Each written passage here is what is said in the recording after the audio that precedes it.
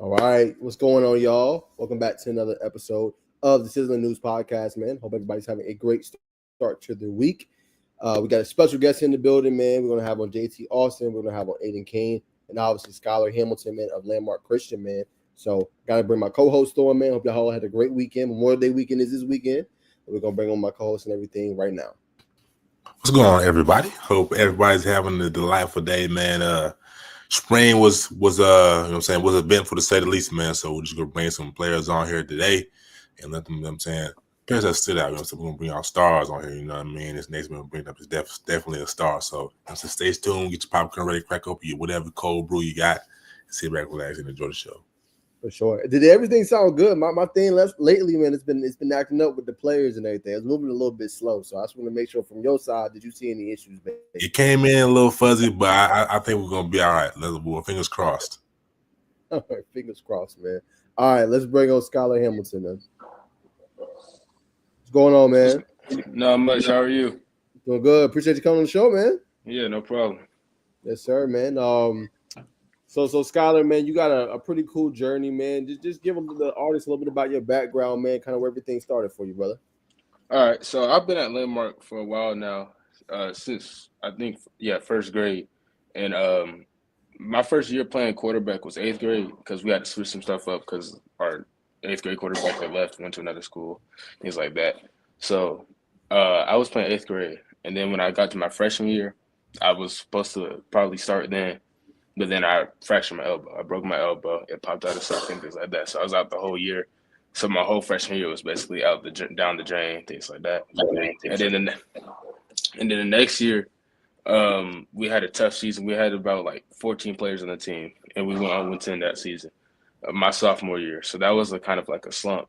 But then at that point, I was just like, I kept faith in God. I knew God had a plan for me. So he drove me to the next season prospering. We went 7-4, went to the playoffs, and I was first team all region. So keeping faith in God throughout the journey is a really big thing for me. And then can we just talk a little bit about this past year, man? You talked about, going obviously doing really well in the region, but you were instrumental in helping Landmark Christian get to the postseason this past year. Yes, sir. You threw for over 200 plus yards, 100 yards on the ground, 5 total touchdowns. Talk about what was your mindset in that game, and a game that kind of went back and forth. Really, it was really just we got to win. We all had that mindset because 6 minutes to go in the fourth quarter, we were down 14-30. So we know like it's now or never. We got to win this game. We want to play in the playoffs. So we just went on. Everybody went all out. We all just played the best of our ability, and we got the job done. So I definitely can't take all the credit for that game. My receiver Javon had a great game that game too. My line blocked extremely well, and we just all showed great resilience throughout the whole game to bounce back from that deficit. For sure. Talk about the relationship with just you and Javon, man. I know y'all pretty tight, man. Just talk about how y'all kind of bonding on the field. We bond well. Like we have great chemistry. We know, like I can just give them a look. We give each other a look. We know what route it is.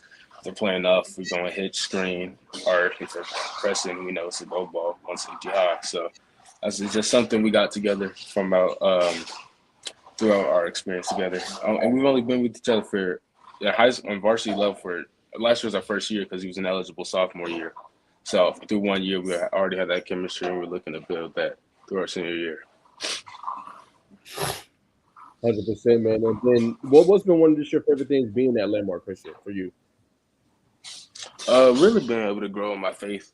Because there's been some other schools that I've had opportunity to be able to go to or have like that has been on our radar, I guess, especially after the 0-10 season. But I think it was smart to stay at Landmark because I stayed grounded in my faith. And I feel like that's something that can't happen at other schools as efficiently as it happened at Landmark. And that's a really, really big deal to me because I feel like without God, I wouldn't have been able to have that season I had last year and be able to overcome what that happened. And also the relationships I've built with my friends, coaches, things like that, that's like, they really care and they really helped me overcome because I could have easily been like, oh, it don't really matter, 0-10, things like that. But then we came back next year due to their support and we showed the world what we really could do.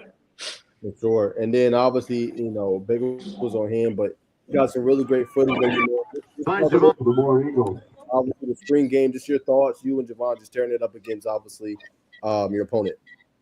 Yeah, this was actually we only had me and Javon. We came out a week later because as you post that article, as you wrote in the article you wrote, we had just won state in track, so it was something that like we had one week to give with the team for. It was a couple other players too. Number 12, Christian Fenner, he had just came out from state track too.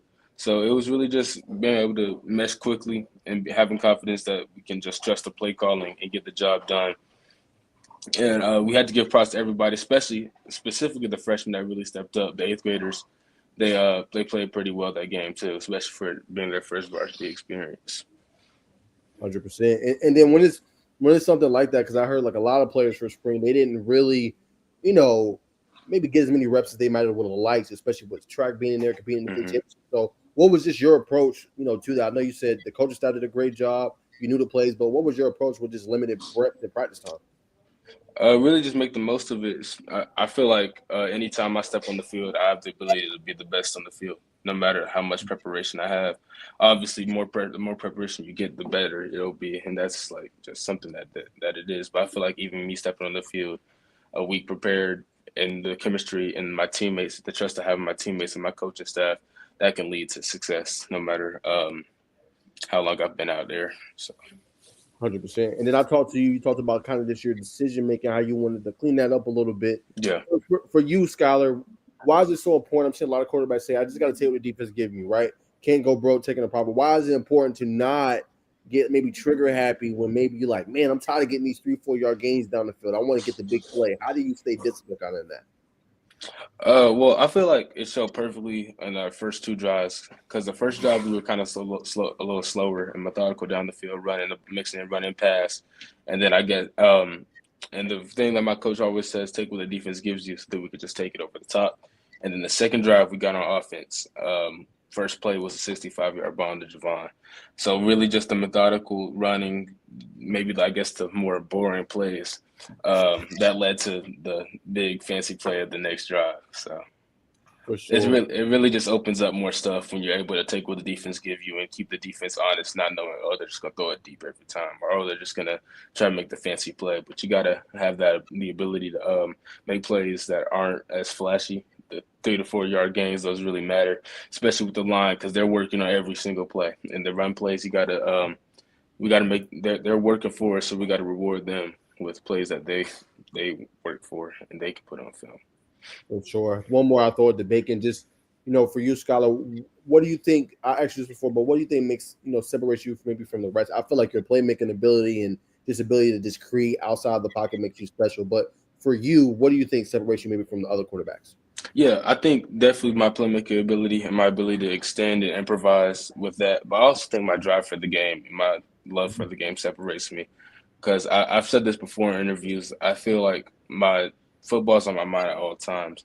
And I apply what happens in football to everything in my life. Because one of my coaches and a mentor in my life, Coach Rice, says, how you do anything is how you do everything. So how I attack the football field and practice and things like that, preparation for the game, is how I'm going to attack study, or how I'm going to attack relationships and things like that. So I got to put my best in everything just to be a successful man, not only a successful player, but a successful man of God and things of that nature. All praises to the Most High, brother. That's the way you're representing yourself. But I gotta ask you, man. I was talking to Coach Lewis. He was like, "Yeah, man, he feels like he's underrated." You know what I'm saying? And I could tell by just watching your film and just watching you play yesterday, man. You play with a chip on your shoulder, man. So just talk about it, man. Just how you kind of just you're so chill, and so cool, but I could tell you play with an edge to you. So just talk a little bit about that edge that you play with. Yeah, it's just something I gotta. I feel like I gotta have that when I get out there, because as a quarterback, I feel like I gotta be able to lead the team. I'm not the most vocal guy. I'm not the one that's gonna yell or cuss out my teammates and stuff like that. But I like to have my actions speak out louder than my words. So if my teammates see me have that chip on my shoulder, playing my heart out and things like that, it's gonna be something that's gonna reflect on the whole team. So that's why I kind of carry myself that way. I don't like to be like over the top, or if I throw a pick or make a bad play, I don't like to be too far down, because I know my morale, like, that sets the tone for the whole team. Most definitely. So just explain what is your so you just said you're more of a leader by example type of guy, right? Yes, sir. when you lead by example like that, how do you feel like do you believe it's just as effective as someone who's like rah kind of vocal, kind of yelling, getting everybody in check instead of being example led as a quarterback, especially? Yeah, I'm mixing a little bit of both, but I feel like if you have to be a leader, if you're that kind of leader that's rah and things like that, yelling at everybody, you got to be able to hold yourself accountable to that same thing. So I try to keep myself where I can hold myself to the same standard that I hold my teammates, or really I hold myself to a higher standard because I'm much harder on myself than I really am on anybody else. But you got to hold yourself. For me, I have to hold myself to a standard that I can also hold my teammates to a standard too. I can't go below the standards I'm holding them to because then they'll just make me a hypocrite, and that's one of the worst things you can really be as a man. And especially as a leader. So that's really my main thing. I got to be able to have the ability to stay at that level and not go beneath it, so then my teammates can rise up with me. 100%. A common theme from your answers, just as I am a man, you know what I'm saying, I gotta be the right type of man. So you know what I'm saying, at one point in time, did because you only you 16? I just turned 17 2 months ago. So. Just turned 17, yeah. So you got early birthday. Mm-hmm. So when did that mindset just shift where like I'm a teenager, but I know one day I'm gonna be a man, so I need to start taking these steps in order to get to this level? It's really been probably my junior year because that's when I really found out. That's right. Or actually, really after my sophomore year, going into my junior year, like kind of that off season, because I knew that's when I really had to take it seriously. I had to mature in football, in life, in my faith, and things like that. And that's really what took me to a higher level than I was at before in terms of being like not as much as childish and things like that. Or childish isn't even the right word because you can obviously have fun with it. You can joke around from time to time, but more just taking it serious than before and being like, oh, this is really a big deal and people are relying on me. So I got to take that step higher and be really like the coach on the field.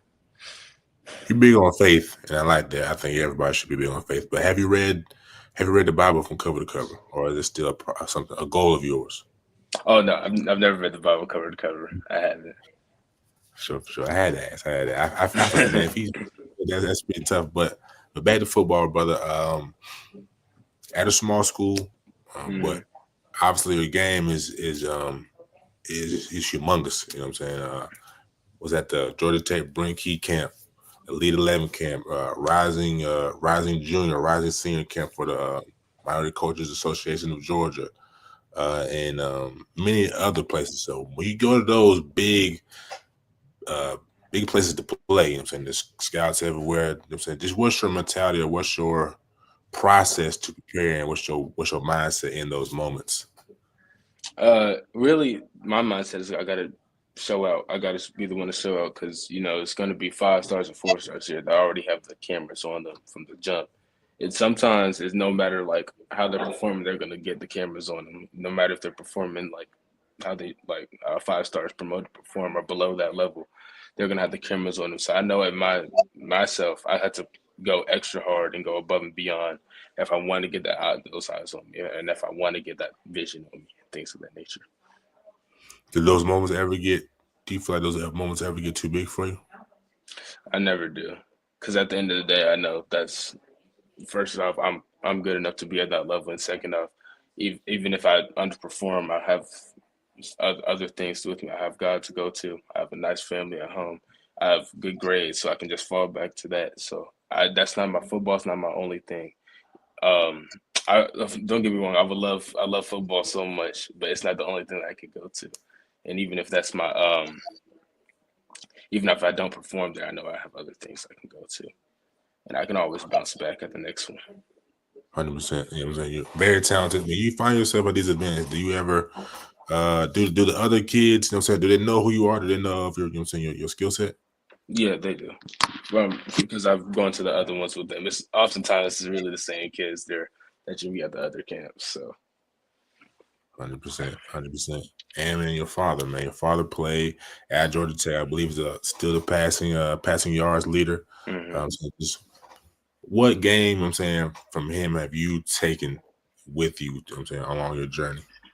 I've really tried to take as much as I can. It's like every time he says something, I try to apply it to the game because I know it's such an advantage to have a coach like that at home. That's my father. So I had to take advantage of every single thing he gives me. And really, it's not just on the field that I've applied, but it's also off the field because he's really the most humble man I've ever been around. And he never, I don't think he's ever been the first one to mention about his playing career. It's always somebody else coming to him about it. So I've really taken that humility and tried to apply it to myself. So it's safe to say, did you grow up a Yellow Jacket fan? Or are you like, nah? Yeah. Oh yeah. I'm a Yellow Jacket fan, definitely. For sure. Well, we got to ask you, brother. You know what I'm saying? Me and Naj cover the Jackets.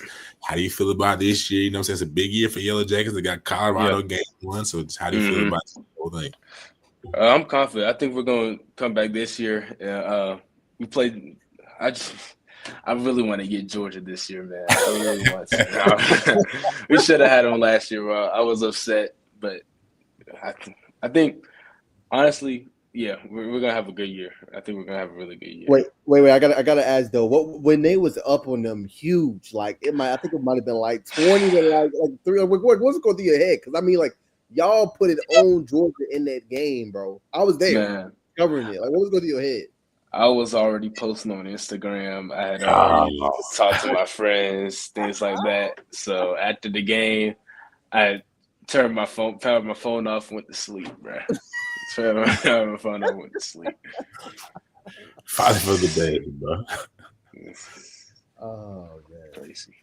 Man, be like, I think we'll do a good job this year, man. So, who's your favorite player on the team right now? Georgia Tech. Yes, sir, Georgia Tech. AydenCain.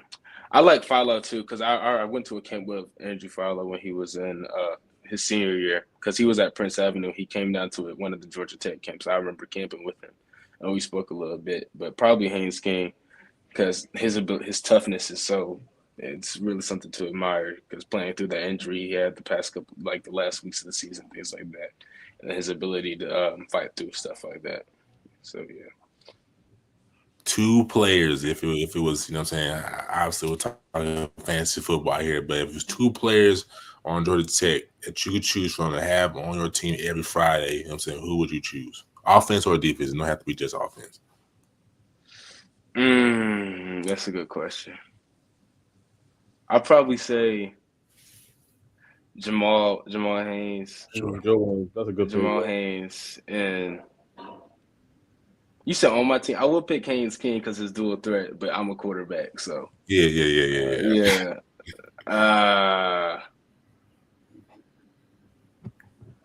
Question. I don't want to throw no, because I know some Georgia Tech players. So I'm not trying to throw them under the bus by not saying them. So, Jay lightly, bro. To be honest, man, nobody gonna have no hard feelings. No, I know. I'm trying to think. I'm trying to make my decision. Okay. Shoot. I forgot his name. He just signed there. He had just signed there. Let me pull him up. Receiver? Yeah. You got DeBron Gatlin. Eric Rivers? Hey, Rivers? Yeah, Rivers. Because I had throw to him a couple times too, and his explosiveness out of his routes are crazy. So that's what I like to have on my team.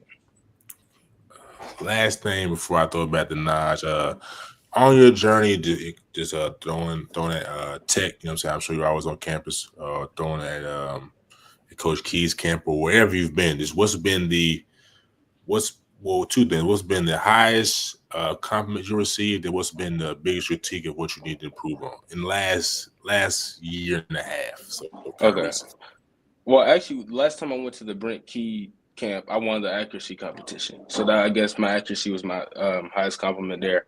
I think my biggest critique was probably my timing on the throws, but it was kind of like a critique that wasn't really anything I could prove there because everybody knew, coaches, players, things like that. We don't have time with the receivers because that's our first time throwing to them. So sometimes if it was a post or a corner route, I was a little late on my throw because I was waiting for him to come out the break because I didn't know if it was breaking at 12 or 15. So I was sometimes a little late on my throws. which is I could have improved on communication better, but it was something that's like everybody knew that's kind of like that's what comes with the territory at camp sometimes. Again, another grown man answer, brother. The floor is yours, Mr. Wilkins. For sure. And then, and Skylar, I just want to ask a little bit about just the impact your pops has had on you, man. We know he's a Georgia Tech, obviously legend, man. What he was able to do, Heisman Trophy runner-up, right? Obviously All-American. Just, he really was a big pillar of the sport. And I know you said, people always ask him about his career, and he's always super humble. We can get that just talking to you. Just what's some things in your life he just implemented in you that you're going to always just cherish? I really always gonna cherish like how he treats people in general, like because oftentimes you see people that have reached that level of success look down on people, and even like not even just at the cause of even high school players or high school like people around the high school level, just like talk to people that like they're below him. But my dad, he does a great job of talking to people like they're equal or even above him. He'll go to anywhere and somebody comes up to him, he'll just talk ball with them like they're just one of his closest friends ever. And he has a good way of making people feel like they like matter, and making people feel like they're just like his friend. He has a great way of doing that, and that's really something I like to apply to my life. No matter how successful I get, I just want to be able to have that ability that anybody can feel like they could talk to me and feel comfortable doing so. I respect that. And then just on the field, what are some key principles he's kind of just taught you there? He's just about everything, but I think the main thing is really my mechanics in terms of because, like I said, in eighth grade, that was my first year playing quarterback. So ever since then, he's been preaching my mechanics. He got I used to throw like that. Mm-hmm. Now I go up like that when I throw. So that's the main thing because that's how I hurt my elbow in the first place from my old throwing for him. So he helped me change up that. And really just being able to process the defense. It's so crazy because sometimes we're watching games together. He calls out the play of the offense and what the defense is running beforehand, like the exact thing. Wow. So that's just so crazy to learn from him and things like that. Being around him all the time, getting that knowledge and wisdom, so I can apply it to the game. For you, just maybe what's maybe, I know your dad's probably taught you a lot, but just what's maybe one of the most difficult coverages you've had to dissect just right then and there? I know high school they run a lot of cover threes, throwing a little cover fours maybe in there, and then the man. But what's been maybe the hardest one you've maybe won against so far? Really, red zone cover two is something hard to go against in college or in high school, because oftentimes it's like when you space it out, there's still that flat area. Because in high school we normally try to attack that flat area in the red zone, but with cover two you can get someone in the flat area with the corner, and then also the deep safety over top that. So that's kind of hard to attack. Also, one play I had in the playoff game, we were trying to go underneath the whole game, and then I think it was cover four, and the linebacker buzzed out late to the flats, and he picked me off. So that was one of the things that messed me up. I'm going to make sure never to make that mistake again. I've watched that play countless times, man. I'm never doing that. Lesson learned, huh? Yeah, definitely. 100%, man. And then, for you, obviously, we know you love football, and you're talking about just, hey, man, off the field, I'll be fine regardless if it works out or if it doesn't. But what are some things you just like to do, man, off the field outside of football? I know you obviously love to watch college football, but what's some of your hobbies, man? I love playing video games. It's not just sports, story mode games, playing with my friends. I think all that on the video games I love doing. I like basketball. I love playing basketball with my friends outside of school. I play basketball like organized too, but I find it more fun outside because it's like more free. Got to be restrained to the coaching and things like that. I love food. I really love food. That's one of my top things. Yeah. So I like to eat. So brother like to eat. So what's like a go-to, man? Like it don't go-to fast food, but give me like a go-to, like restaurant. Like if you had to, you could go to. Where would you try to go? Restaurant, probably Texas Roadhouse. But like it depends on the mood. Because if it's breakfast, I might go IHOP. But yeah, I might go IHOP. But like any other time, Texas Roadhouse. All right. But I'd rather my mom cook something in any restaurant though. To be honest. It Okay. is. So mama's cooking. Yes. Okay. Well, what's your favorite dish that mama cooks?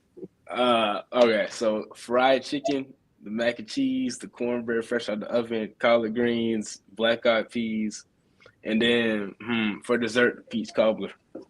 Yeah, that's Yeah. some good southern Yeah. cooking. Oh no, and yams too. Yams. I forgot yams. Yeah. Gotta add the yams. He locked in, Bacon. Nah, you can see it right now. I can see it is. I said, man, that peach cobbler did something to him when he said that. 100%, man. And then obviously, last one I throw back to Bacon. We talked about just Georgia Tech this year and how the team looks. I mean, what maybe storyline or what thing are you excited most about maybe to watch this upcoming college football season? Just at Georgia Tech or in general? Just in general.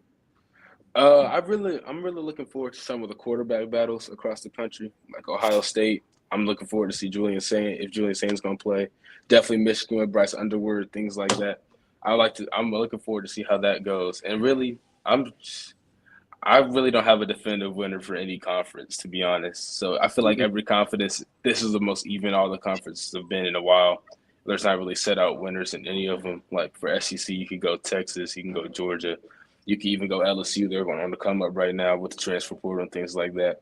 For ACC, you got Miami. Clemson's always going to be up there, things of that nature. And then for the Big Ten, Oregon, Michigan, Ohio State, everything's so like I feel like even, and that helps with the 12-team playoff too.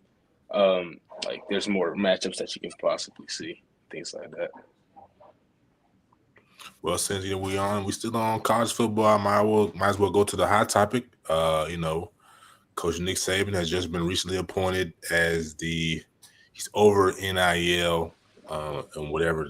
I don't know the specifics of his position, but I do know they're trying to change some things in that area. So just how do you feel about that, and what do you think should be changed in that area, or do you think it's fine the way it is? I'm sure not though. Nah, I don't think it's. I feel like there has to be some sort of restriction, or even like it's such a crazy thing. Because as a high school player, I definitely have a different view than a college player trying to get it, like transferring and things like that. Because obviously much harder for me than it's ever been with NILs and the transfer portal and things like that. But with I feel like the holding out things like that, like Nico did, I don't think that's fit for college at all. I feel like that should be something that's fit for the pros only with the NIL, because that's the only reason he did that was for money. There was no like backlash. There was nothing going on with the team really for real. There was no like drama or anything. It was just a money thing, and that was just like stuff that happens in the NBA and the NFL. So I feel like in college that shouldn't be something that's implemented into the players at all. So I feel like that should be changed to holding out thing. I think there should be some sort of punishment for that, to be honest. Like a loss of year eligibility. Mm-hmm. Okay. Or maybe a suspension or something like that. I like he lost. Yeah, I mean, it's got to be some stiff where they obviously know. You know what I'm saying? So, but in terms of the year-to-year basis, do you lean more towards like contracts? Or not contracts, but like a term. Oh, it's the same thing as contracts. Like you have to play here at least 3 years, or coaching changes. I'm saying I know this is kind of deal. You probably this is for Nick Saban. I don't know why he's asking this, but how do you feel about that? On like how the contract should be set up. Yeah, just say yeah. I feel like it depends because players. I feel like some players. I think something that I've always been thinking about. There's no reason a player should be staying in college just for the money. I don't think that should ever be like a reason. I feel like that's like something that's if that's the reason you're staying, I don't think that's like. I think that's when the NIL is probably going a little too far. But overall, I feel like some players deserve that kind of money to be in college because they're playing at an NFL caliber level already, but they just can't go like Caleb Downs, Jeremiah Smith. They would be top prospects in last year's draft, or I guess, the draft we just had, but they didn't have the chance yet. So I feel like they deserve to get paid. But I feel like as a freshman coming up, Bryce Underwood, $12 million already, hasn't played a single snap. I mean, I can't control what the organization does with their money, but I don't really know what to feel about that, to be honest. For sure. You sound like a businessman. Do you have any business ventures that you are? My mom is a big business person, so that's where I get my stuff from. Yeah. Okay. Do you have any anything you would like to pursue, possibly? I would like to pursue sports broadcasting, sports journalism. Yeah, I knew Najee was gonna clarify that, but yeah, sports broadcasting, sports journalism. I could be like on the radio, podcast, stuff like that. I just really want to stay in the sports world throughout like my career as a job, I guess. But I feel like at that point for me, it wouldn't be seen as a job. It would be seen as something I do for fun because I do that right now anyway, and I don't get paid for it. So.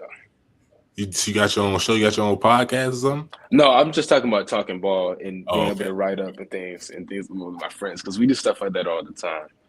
But yeah, that's tough. So who's the most influential sports personality?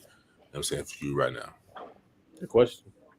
That is a good question. I'd probably say that's a good question. I really liked. I know this isn't really a football thing, but I really liked when JJ Redick was talking about basketball. I really liked that because it felt like something that was really inside the game and not so much like because sometimes on the big stations like that, it seems like more like a politic. Like you got to talk about the Lakers, you got to talk about Celtics, you got to talk about the Chiefs. But like JJ Redick, I feel like he talked about the things that they wouldn't normally talk about, like the X's and O's of the game. That I guess because some fans that watch ESPN aren't really trying to look for that, but the X's and O's of the game are for fans that really love the games and things like that. So I feel like that was something that was he's a really influential guy to me in my pathway of like watching and knowing sports. Question for you. I just want to intercede a little bit. For you, Skylar, who do you think is maybe like, I know you probably don't get to ask this a lot, but who do you think is maybe the best at your level, like just in terms of high school, helping kids, college? Like, who would you say is like some of the best at, high school, college kind of level? In terms of like broadcasting? Yeah, or media, like broadcasters, media, like in your eyes. I feel like people are like you guys that are like really go after like the underrated talent that really push that out because I feel like with Rivals 247, On 3, all that like that, they really just push out the big guys, the big 5 stars, 4 stars, and it's really like that kind of translates to the even upper levels. As I was saying before, they talk about the Lakers, the Celtics, the 5 stars of those things, even when they're not like. Maybe they may not be the best thing going actually for real, but there's things that can be seen underneath that the players that aren't as seen that deserve to be talked about as well. So like people like you guys, there's a coach that goes live every week, Coach Daniels. I tune he's a good one that talks about players that don't really get that seen as much. So people like y'all that stay connected to the people that aren't the talk of the town every single day. That's really loved and respected. Yes, sir. Go ahead, Baker. We appreciate that answer, brother. But I'm saying I'm going to put you in that journalism hat right now, and I want you to, present us with your best 30-second, 5-second, just soliloquy, let's say, or your piece on this. Who's some players on your team that need some love that's going to be on top of the world, in the next 2 to 3 years? Really, 2 upcoming sophomores. They're twins, actually, Cole and Quinn Pollock, 4 and 5. They're really good players. They're 6'2", 185, great frames. Receiver and DB. They know how to make some really good plays. Yeah, they're really good players. Kamsi Ifedi, he's a good running back that's coming out, rising junior. He's a guy that coaches can really look after, a great power runner. Like people are scared seeing him in that hole, trying to tackle him, things like that. Brady Robinson, he's not seen as much as me as Javon. He's also a senior, but he's a great player. He led the region in tackles last year. He had over 100 tackles, something crazy like that. So yeah, he's some really good players right there. that I feel like could definitely translate to the next level. And running back too. And running back. Number 14, he looked good. Yeah, 14 running back and linebacker. Yes, sir.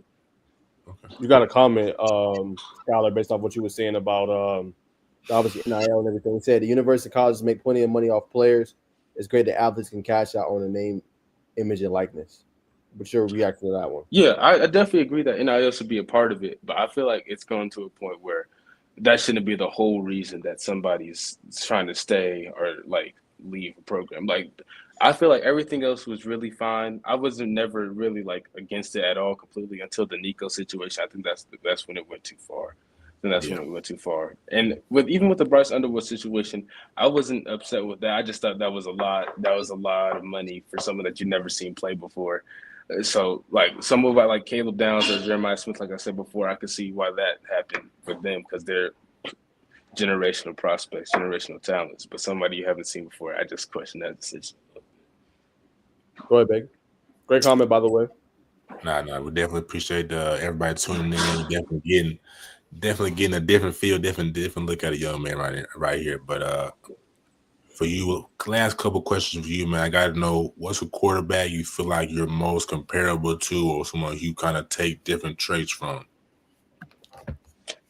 Somebody I really used to. It's kind of a bad look now, but I really liked Deshaun Watson. But like before everything happened, like taking Deshaun Watson, like 2019, 2020 Deshaun Watson. That's the quarterback I always try to look at due to his dual threat ability and playmaking. Like every time I think of Deshaun Watson, I think that one clip against the Bills in the playoffs where there was two people that tried to tackle him at the same time, and he spun out of it, made a play downfield. So that's really a quarterback I tried to form like. Not really necessarily run first, but definitely ability to make the defense fear you on your legs. 100%, brother. And I gotta go. You know what I'm saying? You're building a brand. You know what I'm saying? When I first seen you had the you know what I'm saying, you always keep the, you know what I'm saying, the two all the way around with the waves, brother. So I'm saying, what's the story behind the waves? Look, you had the do-rag on yesterday, Michael Penix. You know what I'm saying? I know you're probably, I hope so.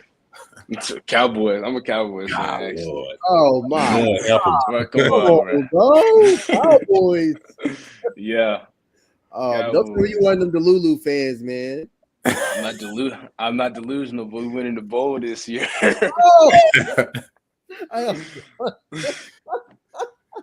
It's gonna be all right. Once y'all get Jerry out of there, I'm saying maybe y'all can kind of, you know what I'm saying, come back over to the rest of us. But you know what I'm saying, it's a top down issue, sure. But yeah, with the waves, I feel like it's something that sometimes I feel like try to give them up because it's a constant thing. You got to do it every day, every morning, every night, things like that. Keep the do-rag going because if you forget the do-rag, the pattern get messed up. So it's something that you got to stay committed to. But it's really just something I like. I like how it looks on me, the way it's spinning 360. So yeah, for sure. 360 Skylar, you know what I'm saying? I like that. But I'm throwing it back to Naj, man. Yeah, man, I can't believe you Cowboys fan, man. I had hope for you. No, I'm playing. In terms of just obviously, you like football. You talked about basketball too. How often do you watch just the sport of basketball? Honestly, I hardly watch regular season. I watch it sometimes, but regular season, it's hard for me to stay like the games don't feel like they matter much to me.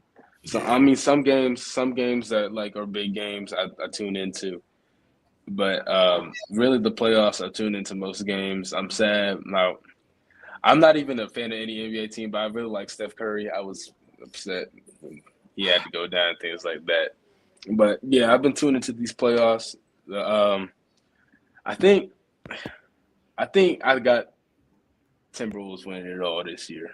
I think I do, just because I feel like they match up well against every team left in terms of like size. Not because Thunder are a size thing. I feel like they match up well with the Thunder with size, and then just defense. They have a really good defensive team. So okay, all right.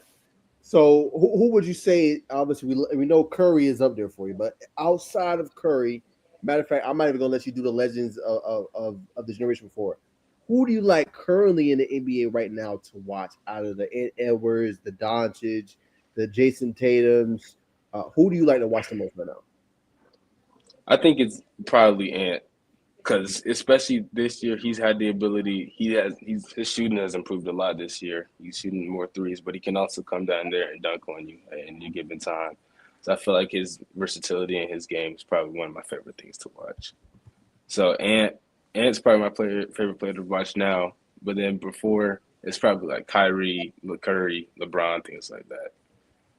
Okay, got you, brother. And then I know Bacon obviously asked you like to compare a game to, but who do you like to watch the most in the NFL? Let's start first with quarterback, and let's just say overall in general. I know it's probably cliche now, but definitely Lamar. Lamar is just so fun to watch. It's just the way he can extend plays, especially as a quarterback eyes, like when you see him do plays that you do, but like the way he makes him work, like because you know how the defense is going to game plan him every game by like setting basically spreading out the ends like all the way out. He still gets around him on boots and things like that and makes things happen. So his ability to make plays as a dual threat is something that's truly to be admired, especially for me. And also, he doesn't turn the ball over barely. That's something that's really inspiring to watch. Got you. And then outside of quarterback, who else you like to watch? CD Lamb. What do you like about CD? Swag, the way he carries himself on the field, like smoothness. He's a fun player to watch for me. Okay, got you, brother. One more, I throw it back to Bacon, man. Just ask you about your goals, man. But what do you just hope to see for this team this year, man? Just on a personal standpoint, and also obviously as a team, what do you want to accomplish with Landmark this year? I really think we can go out and shout the world and go get to state. Definitely make some noise in the playoffs, knock off some teams. But really, I feel like we could be as a team just more connected than ever. And because we all have that mindset that we can definitely win, even the freshmen coming up. Excuse me, the upcoming freshmen, they're already locked into that mindset, and they're already competing. The practices have been very competitive because, like I said before, upcoming freshmen got swag, man. They think they can take over the show, and that's pushing everybody else to be better as well. So I feel like that camaraderie and the competition in practice is definitely going to translate well to the games as it did on last Saturday.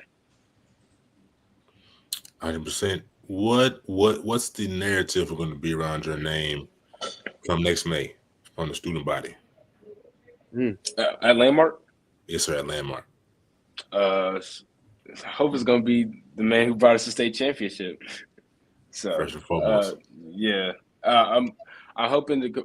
I'm definitely going to be committed by then. I'm hoping to commit actually probably by the end of this year to the school. That's fit for me. So. 100%. So, speaking about the recruiting, man, kind of just who's on your radar right now, and what's that been like? It's been slow at times, but it's picking up a little now. I got Kennesaw State on my radar, UAB, Georgia Tech, Virginia Tech, schools like that. I'm going to multiple camps over the summer that I've been invited to, like Vanderbilt. I'm going over to Vanderbilt. I'm going to 707s at Troy, things like that. So yeah, and then as a school, we're going to 707s at going back to Georgia Tech. We're going to Georgia State, Troy. We're going to some smaller D2 schools like Shorter University, things like that. Mm-hmm. Was Coach Trent's been recruiting you kind of heavy, right? Yes, sir. How's that relationship? What's the dialogue like between y'all two? Really just touching bases and stuff, keeping up with me on how I've been performing, how spring track, how track went, things like that, and how the spring game was, and how I'm preparing to attack this season. 100%, man. I know it's gonna put that sauce on you how to throw them different dimes, but track wise, we all know track at Landmark is the cream of the crop. So just kind of, I'm saying you participate on the team as well. So what would you say from your perspective? Why is the program so elite? Why does it, just regurgitate talent You know what I'm saying, so consistently? I really think it boils down to the coaching because we have a Olympian coach in Milton Campbell, and then we also have a great hurling coach and Coach Sierra Dukes. She went to Clemson, and our hurling coach heard it here first is was the best in the whole state. Two great hurlers. One of them committed to Kennesaw State, and one of them is a junior who's going to commit when he commits. He's definitely going to a good school though. So, and then even on the girls' side, it's great talent over there too. We have a Florida commit, Malia Campbell, she does the 400, and then we have a Hampton commit and Shari Brown. She also does that, or the long distance events. So, those are really, I guess, the drive and the practices. Because I know some schools, they just go all out each and every day and don't have really any breaks. But the way that our coaches set up the practice is where we peak by state. And we're not all tired and gassed out from the whole season, but by state, we're running our best times, and we're at the peak of our powers in peak condition. That's great coaching. Now, Landy, go ahead, bro. Got a comment? We got Jovan tapped in, man. Say yes, sir. Tapped in. I had to point that out. Nah, for sure. We appreciate you, Jay, tapping in, brother. I'm gonna get with you sometime tonight, brother. Oh yeah. I know that's what I said. So, but yeah, this is my last question, but we know you guys study for the exam tomorrow. I pulled up to Landmark. I know I had been there when I was a kid, but being a kid, I like to sleep on long rides when I was a kid. The monotonous of not knowing where I'm going, it's easy for me to fall asleep. I get car sleep. But I pulled up there, and y'all in the middle of kind of downtown. So I know it's some people skipping. You know what I mean? Going to different restaurants down there locally. So is that would you say that's a fair statement for some of the student body at the school? I can't comment on that. I like these guys. On that. Wise, brother. Wise. Like I said, grown man answer once again, man, brother. So, unless Naj has anything to add on, we're gonna close you out, bro. Just Skylar, just tell the people where they can reach you at, man. And any comments or questions you have us for, we let you go. No, I'm good. But Skyham03 on Twitter, and then SuperSky03 on Instagram. There you have it, folks. Gentlemen, and a scholar, emphasis on scholar, man of God, man of faith, resilient. Definitely somebody we will get to know about on the football field, which I feel 95% sure about, or definitely a tycoon in the business world. So definitely stay tuned to Skylar, number 3, Hamilton, brother. Appreciate your time and best of luck on your exam tomorrow, brother. Thank you, guys. Yes, sir. Yes, sir. There he goes, man. Sky Hamilton, man. Give a round of applause for him, man. Appreciate the brother coming on, man. Outstanding young man. I might call him a kid. Young man, man. His dad did a phenomenal job and very underrated prospect, man. And can't wait to see his growth this year and what he can do, man. But I got to give a shout out to my guy, man, Bacon. It is so crazy how life goes full circle. My guy Jimmy. So I don't know if you remember Bacon, but I had I started the Score Atlanta YouTube page, and we consistently had this one guy that would just always tune in and always give us comments. I mean, dude would watch the whole darn show. And he did found his way over to the channel, man. So I just want to say, man, thanks, brother. Appreciate you, man. Much love, obviously. He obviously knows you too, Bacon, because he says thanks goes to you guys for the good content and coverage. Do a Carver game this season if possible. Bacon came down a few seasons ago. And you know what, Jimmy? Let me go ahead and give you some credit, brother. You was right. I didn't know. I was young whippersnapper then. You know what I'm saying? I was maybe, had a little Similac behind my ears, man. I ain't really know what was up with Carver, man. I ain't know, man. But y'all got some dogs. I'm gonna go ahead and put that out there. Like I'm gonna play this clip real quick if you can see it, Jimmy. But y'all got some dudes. Like it ain't just Houston Gibbons. Like Antavius Watts is a dude. Like number 9 was making plays. KJ Miles, like golly. I was telling the coach, I was like, yo, I got to tap in. Carver is one of those schools, man. You just got to go down there and make the trip. I've never been down there, so I can't speak on what's down there. Bacon knows a little bit more than me because he made another trip down there, obviously this spring.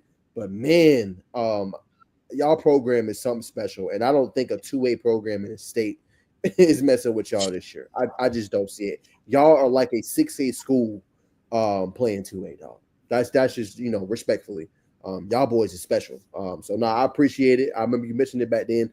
I didn't really know what Carver was, but I definitely do now. And you guys big, and I'd have been to like 23 stops over this spring. So I was all over. I was in Middle Georgia. I was, traveling all over my rental car, man, and just seeing the state, man. And probably one of the best decisions I made, just being able to see all this great talent, man. And I definitely try and tap in with Coach Coffee, man, and that great program that I got down there. Now I will say this, Jimmy. If we come down for that for that Spencer game, brother. Hey man, I'm gonna need you to walk me in, walk me out, brother. You know what I'm saying? It get hectic down there, brother. But I'm definitely gonna tap. I'm definitely gonna tap in. I'm gonna see when they come up to Fayetteville when they play Whitewater. I'm definitely gonna tap in, whether it be in the regular season or playoff game for sure. But that's my word. There it is, man. There it is. Had to give him some love, man. But while we wait, obviously, for AydenCain to come on, Megan will go ahead and hit some of obviously these topics for tonight. Let me find them real quick. All right.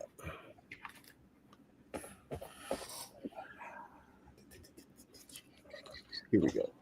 All right. So first off, I want you to react, Bacon. You've been all over this recruitment, and that's obviously Dorian Barney, man. But he got a prediction today.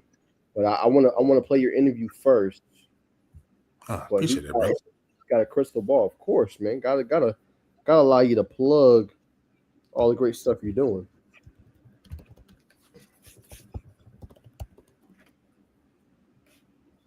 I hit AydenCain real quick. Yes, sir. While you're doing that, I will play the interview. All right. I appreciate the 306 people tuning in across all the platforms, man. Much love to y'all. About 50 plus in TikTok, man, and we appreciate it, man. But here's Colorado OV. We're just out there. First and foremost, before we get started, man, what did you do for my duties yesterday? We spent our time in Colorado. I had a Colorado OV. We was just out there having a good time on my first official visit. You get nothing?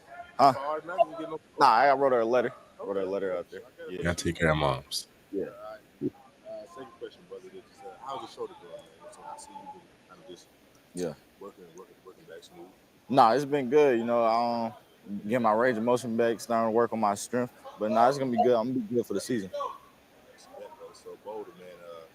Went out there, Skylar Morgan. I was out there. Just how was the atmosphere? Oh, it was good. It wasn't really a lot on campus because they just school over now, so they graduated. But on Twitter, like posting on Twitter, I'd be out there. They fans go crazy all the time. But just your relationship with yourself and the coaches. How's that going so far? Yeah, it's going good. Me and Coach Matthews' relationship is getting stronger. We've been talking for almost a year probably. But that's getting stronger.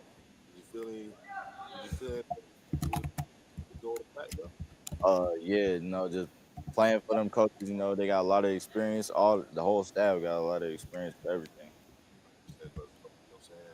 Tech is also a school that you like. Let's talk about your Coach Jones. Coach Jones. How's the relationship with Coach Jones? That relationship is good. We already had we really already had a relationship when he was at Bama. So he came from Bama.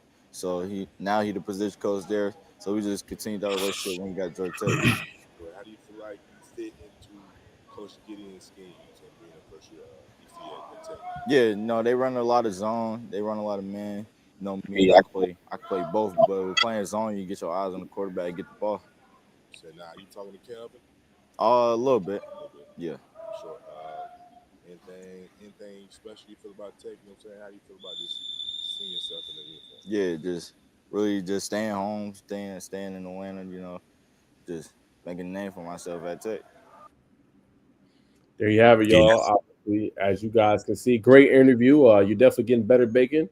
So keep doing what you're doing, asking more, just in-depth questions and eliciting, longer responses, brother. So proud of you, coming a long way, brother, from when you started. Not that you was bad then, but you definitely look more polished, brother. So I wanted to give you your kudos, my brother. Our praises. Yeah, so I mean, for the interview, man, I was talking to him, man. Obviously, Coach Kevin Mathis played ball for the Falcons from Texas. You know what I'm saying, one of the better DBs we've had come through the city. You know what I'm saying? No surprise to see Coach Prime tap into that scene. But as a brother, you know what I'm saying? You heard the interview, kind of didn't give me too much, kind of, you know. So I said, after the interview was over, I said, boy, I got you immediate, Jay. He kind of laughed and said, yeah. You know what I mean? Dorian, and when asking players about Colorado, man, you know, it's easy to just go in like, all right, so how's I'm saying, like, just what's your thoughts on Dion? Boulder, you know what I'm saying, whatever the case may be. But, you know, I just tried, you know what I'm saying, I tried to pull out a more well-rounded answer, but not, you know what I'm saying, Dorian, I think, you know what I'm saying, I haven't really talked to him in depth about it. I'll definitely tap in here soon. But I think he likes Colorado, man. It's Colorado, bro. You know what I'm saying? Not a big thing, because you know Carrollton just graduated this weekend. But you know what I'm saying, not coach. Julian Lewis was at the practice. I don't think that's a big like, oh man, he's gone. But nonetheless, he was there at practice. Off the visit, flew back together. You know what I'm saying? He just had his OV at Penn State this weekend. This doesn't seem like a Penn State kid. I think it's probably between maybe A&M, definitely Boulder, and Tech for sure. You know what I'm saying? Because Coach, the DB coach right now at Tech was the DB coach at Alabama. So having that relationship already he's already been nursing that relationship. So you know what I'm saying, it's like an easy transition because he was committed to Alabama. Why not commit to, you know what I'm saying, the same coach that recruited you to go to Tech? Tech is on the they're on the come up, you know what I'm saying, really added come. I think it's going to be a big year for Tech, as we've already talked about on the show. But it's going to be interesting to see, man. But you know what I'm saying, Dorian is one of those DBs. You know what I'm saying, great feet. You know what I'm saying, he's got a mind for the game. Was talking about certain DBs, I'm saying, on his team, just kind of coaching them up. So he understands the game, very mature, kind of like Skylar, man. You know I'm saying, knows what's at stake and knows what he has to do and what he needs to do to perform at a high level. So any team out of the top 6 that's recruiting him right now that he goes to will get, I believe, probably, I said year two starter, and possibly see somebody who contribute, you know what I'm saying, year 1 in some capacity, whether it be injuries or special teams. I've been high on Dorian since his time at Peachtree Ridge. Do you have it? Great answer, brother. Obviously good in depth. I mean, you sound like you were plugged in. You know where he's going to go tomorrow. He's going here. Nah, great job, brother. I think we got JT in the background ready to go here in a second, man. Obviously his fans are ready to see him. We're ready to see JT. Seeing him moving around, man. So we're about to bring him on, man. Another great shout out, Jimmy. Hey, he said he got you, Bacon. He said, Carver Spencer, I got you. I'll make sure he got the full damage. You're gonna be good to go. You got the full escort when you come down. He said we are for like NFL team. All right, for sure. All right, I'll see you soon, brother. Yes, sir. All right, man. Let's bring on JT. What's going on, JT? How you doing? We're doing good, brother. Appreciate you spending the time. I know it's busy, bro, with finals and exams and everything, man. Yes, sir. Yes, sir, man. So, man, I got a chance to see y'all up close and personal, man. I mean, in my humble opinion, I think y'all are the team to beat in 3A. I think y'all have a chance to win a ring this year. But just from your eyes, how do you feel the team has progressed? Maybe from early on in spring. I know some of y'all guys were out, just with practice and everything. But what do you think the team progressed to this point? I think we've done a very good job at trying to get better each and every day. You know what I'm saying? I'm seeing better and better out of my boys every day. I like how after that track, the first week, a lot of my receivers missed track, but they came back, bounced back, ready to go. We had a lot of receivers break some big plays during the spring game, so looking for really big things out of our receiving core this year. But in all, I like the physicality the defense came with for sure. Like we hitting each other every day, and I just love that. So to bring like physicality to football, I really like that. You know, a lot of teams, if you bring that, you're a really good football team. So I think we're gonna work on discipline, being a lot more disciplined as a football team. But I ain't gonna lie, I really do like what I'm seeing out of SandyCreek football right now. Now, JT, y'all have always been physical, but Yeah, that's the story. right, like when we went into the practice, though, it's like y'all didn't turn it up a notch. Like Yes, sir. it's a new level for Cali. So, like, is that more so like y'all, the players saying, yo, bro, we got to be more physical, or is that like the coaches imploring y'all as well? Like, tell me about that part. Well, like SandyCreek, as you said, SandyCreek football has always been physical. Yes. And it's become a thing of just trying to amp it up. So, we already good at something, but you always want to be better at it. So we tell each other every day, like, we out there trying to headhunt. Call us headache gang, because we know you trying to go make one, you trying to go make something happen. So any chance we get, we're going to take that play, just try to strike for fear, and just really keep up the name of SandyCreek football, try to uphold it, and really play to that standard. So it's really coaches and players. We all hold each other to that standard of being hard hitters, you know what I'm saying, physical, always trying to get better. I think we're doing a very good job at starting our spring like that. Hoping we take that into the season this summer. For sure. How good does it feel, JT, just knowing like you, Evan, all the dogs on the defensive line gonna do their job, but at the same time, y'all got hitters on the back end knowing that they gonna either make a big play or they're gonna take somebody's head off and they're gonna get an interception with Greenhow, obviously Chase Usher, Corey Hadley Jr. Like, how good does that feel to know that y'all gonna be good on the back end too? Well, I love that. I tell my DBs all the time, I'm blessed to have a DB core like you guys, because y'all give us 3 seconds, that quarterback going down. I say that all the time. So 3 seconds, you got to get that ball out quick. And if you throw a hospital ball, your boy going. So it's just like, it's so much. I just love the defense we have going. We have quick air rushers off the end. Like, yeah, me and Evan. I got Josh Tellis and Eddie Springer in the middle. So we have some interior pushback. I think, like, I really love having a good DB core because it just helps everybody be the best. You know what I'm saying? 3 seconds, that ball got to come out. Me and Evan back there, and somebody gonna pick it off or somebody getting hit. And so it just makes a lot. It makes SandyCreek defense look great. I love being able to be fundamentally sound at both. You want to be able to stay a little bit disciplined with it, but everything's going good with that. I like that. For sure. Yes, Walk me through. I don't want to get on a. I don't want to pick at a wound, but just walk me through a little bit of the game against LaGrange. Right, y'all handled the regular season matchup. Y'all was down, but y'all made a valiant effort, nearly came back and won. So, for y'all, like, is that something that's motivating y'all this year? Like, what was the message to the team after that close defeat? Definitely. I feel like we're very motivated with that. We're taking that a lot in the next year. I know we had last year was supposed to be our year with Dylan Pinson. We had Caleb Hill coming in. We really had the dogs to do it. Everybody had us winning. And I feel like we did a very good job at the beginning of the year. We kind of like degressed as the season went on, as you can see with us losing to them the second time. But really our thing is just to stay consistent. Like, SandyCreek football has to stay consistent. I feel like that's our biggest enemy. And once we do, like, nip that in the bud and just like really are able to stay consistent, I think we're going to do amazing things. So yes, we're definitely taking that loss into this year, coming back a little more hungry, wanting to do more. We didn't have Evan a lot of that season.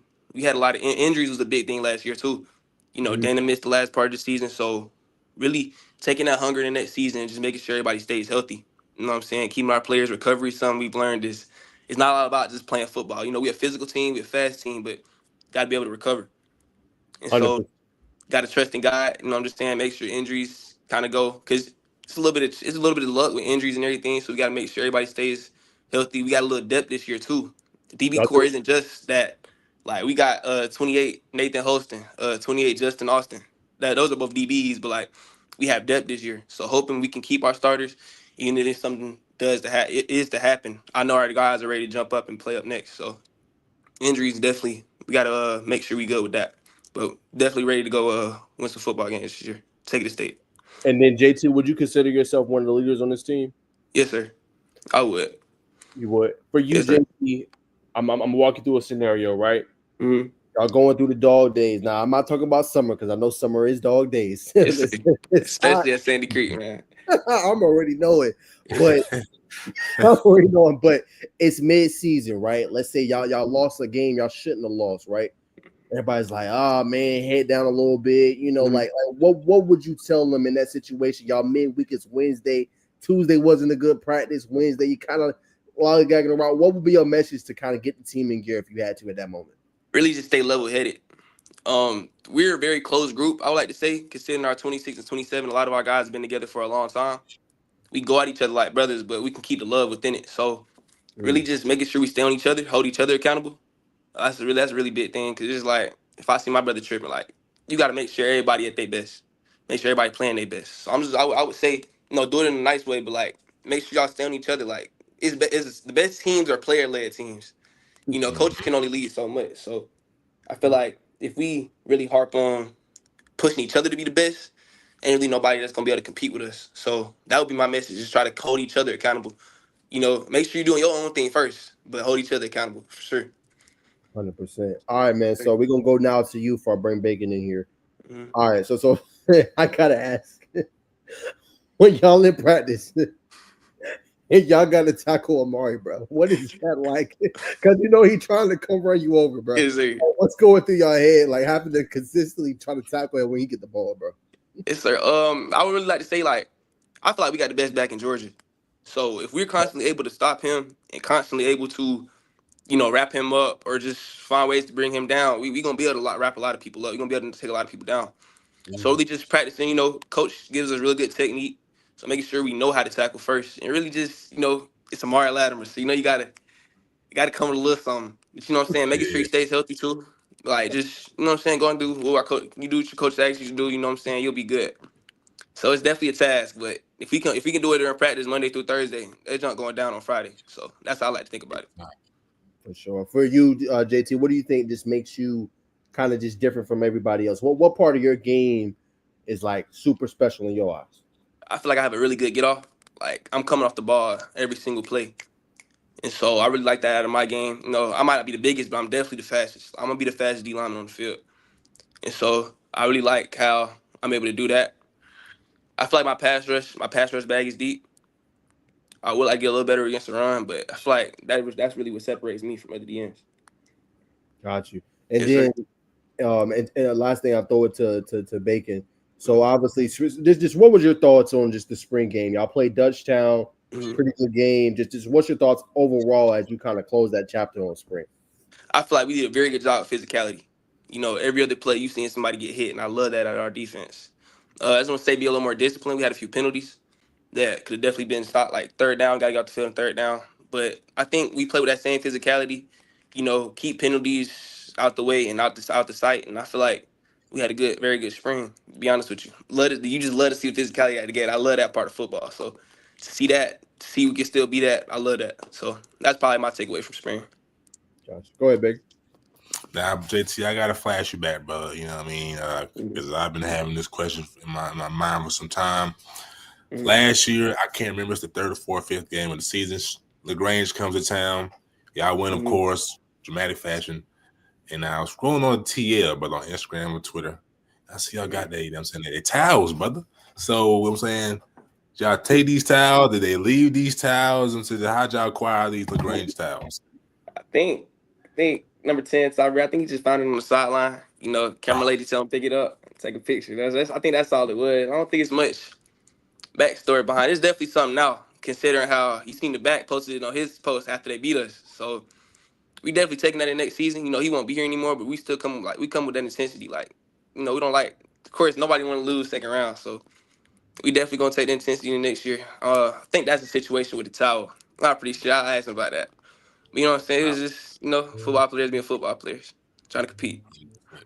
100%, brother. First, when you came on, man, you talked about being physical.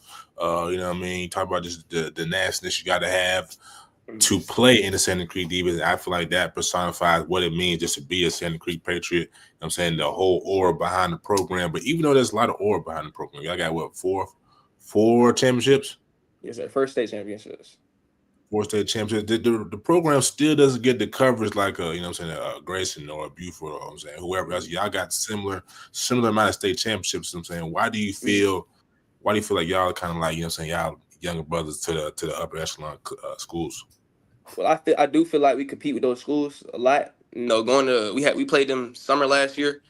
We were hanging on. It's like we definitely bring the same as these powerhouse programs. I do consider us as one. I do feel like people underlook us because we are a 3A classification. But at the same time, like, I feel like we still producing. Like, me and my boys were talking about this the other day. Like, we're producing. Like, a lot of kids at our schools are starting to pick up O's. We're starting to come together and just, like, you know what I'm saying? What's the word I'm looking for? Camaraderie. Like, yeah, we got good camaraderie. You know what I'm saying? It's deeper in football with us. Like, we want this. Everybody on this team wants this. equally as bad as each other. We gonna push each other that every day. So I feel like we are underlooked when it comes to powerhouse organizations just because of our classification. But I definitely do feel like we compete with those schools easily. 100%, brother. Well, you just picked up. You talk about getting O's, man. You just picked up your first offer. I think you got a couple more as well, but you picked up your first offer from Georgia State, October the 2nd. So congratulations to you, brother. But I definitely got to bring you up your field, man. You had a hell of a spring game, brother. So I'm gonna share my screen right here, man. We're gonna let you break your film down, brother. All right, let's do it. All right. Man, I wish it was bigger. That's a bummer. Actually, here we go. Apologies for the star. I thought I had this mapped out. I thought I had this cooked up like a producer, bro. I had the highs coming, beats, the snare drum. This gonna flow so smooth like a Grammy Award-winning song. But you know what I'm saying? You gotta go through a couple detours every now and again. You like you all right. Here we go. Outside. We don't see that, Bacon. I don't see it. No, I got you. Don't worry. Excuse me. All right. I'll open up another tab. All right. Here we go. There we go, brother. JT Austin. First spring game of the season, brother. Just what do you remember from this play, and what did you see? I think it was a third down situation. Yeah. Like our D-line coach Leslie tell us, like me and Evan, they probably done put us in a 5, so we able to play a true edge, and he calls it hunt, just go hunt. And so puts us in a pass rush situation. He was tackle was oversetting all game. I told him I was gonna set him up outside, swipe back inside, go make the play. My DB held him for 3 seconds. I told him, you hold him for 3, I got you. And so we ended up getting him down. You know, pretty good play right here. All right, let's roll it. There it is, just like you said. Yes, sir. Very violent right there, brother. You know what I mean? Kind of ran through his face. All right, boom, right here. Opposite side right this time. I think it's another third down situation. Again, we hunting. We went jet right here. Make sure we can hunt. Go get that quarterback. They were blocking with wings the whole game. So if I get past the tackle, it's a back or a wing back there. So beat the first one with speed. Try to use physicality on the next one. And just relied on my athletic ability and my bend to go make the play. Fair assessment to say that since they kind of chipping y'all with backs, that they respect the pass rush of the Patriots. Yes, sir. Definitely. All right, now hold on. What was that right there, brother? You know what I'm saying? If you can, I don't want you, know what I'm saying, obviously let the cow out of the bag. Yeah. Oh, the little arm out? Yeah, arm out, kind of tap down. Just letting my other DN know he can get wide. You know, we going to hunt. And so that's really all that was. And forced a fumble right there, man. So like I said, spectacular, bro. You know what I'm saying? I believe I was watching hold on.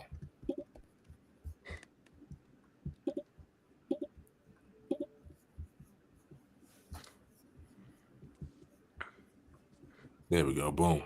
I was on your Twitter page, man. A couple coaches, you know what I'm saying? They just had high praise for you. Like it was like JT, man, he's gonna be the next one to blow up real soon. Remember the name. So when you get high praise like that from your coaches, man, what does that do for your overall confidence? It does really good. You know, I like to hear that I'll be up next. But I just want to stay humble, stay level headed. You know, keep trusting in God. Like I know a lot of this. Like be able to come out as a sophomore last year and put up numbers I was able to produce. I'm really thankful for God. I appreciate that. Like, you know, my coach trusted me and we got stuff done. And so to hear them talk about me as the next step, you know, it definitely boosts my confidence a little bit. But I always want to think like, you know, there's always stuff I can work on. As I said at the beginning of the call, I feel like I could be a little better against the run. So I'm gonna harp on that a little bit this summer. Like, just make sure I'm able to do what I can do at the best of my ability and try to make a powerhouse of the SandyCreek D line. You know what I'm saying? We known for a lot, but we want to be known for everything. And so I feel like me and Evan and a few of my boys are gonna try to make a name for it. No doubt, brother. Last year, Austin had 42 tackles and 8 sacks. Yes, sir. Very, very good for a sophomore defensive end. But what are your goals, young man, for this upcoming season? Yes, sir. So that was also in a 3-man front. We ended up switching to a 4-man front this year. So definitely Yep. want to get that 10-12 sack ratio, like get up to there. As you can see, like coach is letting us, he's kind of opening it up for us, realizing the line he has with me, Tullis, Evan, Noah Reed. We have a few boys that can go. Like we can all go. SandyCreek D line is about speed this year, so he's gonna put us in a lot of situations on 3rd and long, and we gonna go get that quarterback, especially with a good defensive back. Like you mentioned earlier, we have a good back end. They gonna hold him. You're gonna get a lot more this year. So definitely going for 12. Try to 13. You know what I'm saying? Try to break something big. Try to replicate, but also do better than what I did last year. 100%, brother. You know what I'm saying? Replication. What is somebody you watch on a consistent level? Like who you taking just little things from? Maybe I'm assuming Miles Garrett. Of course. I even see a little Vic Beasley, you know what I'm saying? High end Vic Beasley, not what we're seeing, you know what I'm saying, if you watch the Falcons on the low end, but who's somebody you kind of just take little bits and pieces from to, you know what I'm saying, become, you know what I'm saying, the sack specialist that you are. I got you. I like Aiden Hutchinson. I like Okay. Max Crosby. Okay. That boys can get in the wide 9 and go. But I also like being in the 3-man front last year, having to play 4-eye. I ended up watching a lot of interior guys. Grady Jarrett, Aaron Donald, of course. So being able to see how they move with the double teams and just being able to get skinny and all that, those are some guys I definitely liked a lot last year. Definitely trying to learn how to play. With us switching the defense, I got to learn how to play the edge at a play the run game better on the end, and just try to figure everything out. So I like to watch the whole highlights, see how the boys swim, rip, shed, and so those are a few names that come to my mind when I think about guys I like to replicate my game off of. Got you. There's in practice, we're going up against other guys to get better. Iron sharpening iron. Young, I believe, is a sophomore, or could be a freshman. I think he's a freshman. Andrew Holland. Yeah. How has those battles been between you two, and what have you noticed about his development? Andrew Holland's gonna be really big for us this year. A person I feel like Iron Sharpens Iron, which is Ryan Moore, class 27. He's with me. We go at it every day, and that's my brother to day I die. Like we gonna compete. So every day at practice, we have a few guys that we can go with, and I feel like we just getting better and better every day. Like I have some days I win, he has some days he'll win, but him and Andrew gonna be really big for us this year. Andrew coming in, he had his little we like tell him he had his little red shirt year, he had his little freshman year, but now he got to come up. So we're hearing a lot of buzz around him. We definitely making him better every day. He's pushing us, we're pushing him. So Creek known for his DBs and receivers. I know I said that, but we want to make a name when it comes to our line, like D line, O line. Like we can produce there too. We've been smaller a lot, but now we have the things, have the tools to put us on the map. So we definitely doing that. Andrew and Ryan are pretty good O linemen for us this year. 100%. You Ed and tell us, you know what I'm saying? Yeah. I'm saying might be I think definitely one of the best. I ain't gonna say we're top yet, but I'm gonna say definitely one of the best defensive linemen. We definitely are. We top. 100%. We'll say top 10. We'll say top 10 for now. And I'm saying evaluate going for top 10 D lineman, defensive line in the state for sure. Yes, sir. My last question before I throw it back to Naj, just what does it take? You know what I'm saying? What are some traits that a young man has to have or learn to become, I'm saying, a SandyCreek Patriot? Yes, sir. Over here, of course, we keep talking about physicality. You have to know how to hit. That is something our DC coach Haywood makes sure he harped on this year. It's not. It's like it's a standard. Like it ain't what I'm asking you to do. It's a standard. It's a standard. It's non-negotiable. So we got to be physical. It's like also a lot of it is faith. Like keep your faith in God. Like you're gonna go through a lot of obstacles. Make sure you keep your faith up there. Stay level headed. Don't get That's what I'm looking for. Don't have too much pride. Like stay humble. Yeah, yes sir. So you know what I'm saying. We all have what we have, but we ain't gonna go around too much talking about it. Like we always just want to keep getting better, keep our head down and work. So to be at SandyCreek, discipline is a big thing of what we do.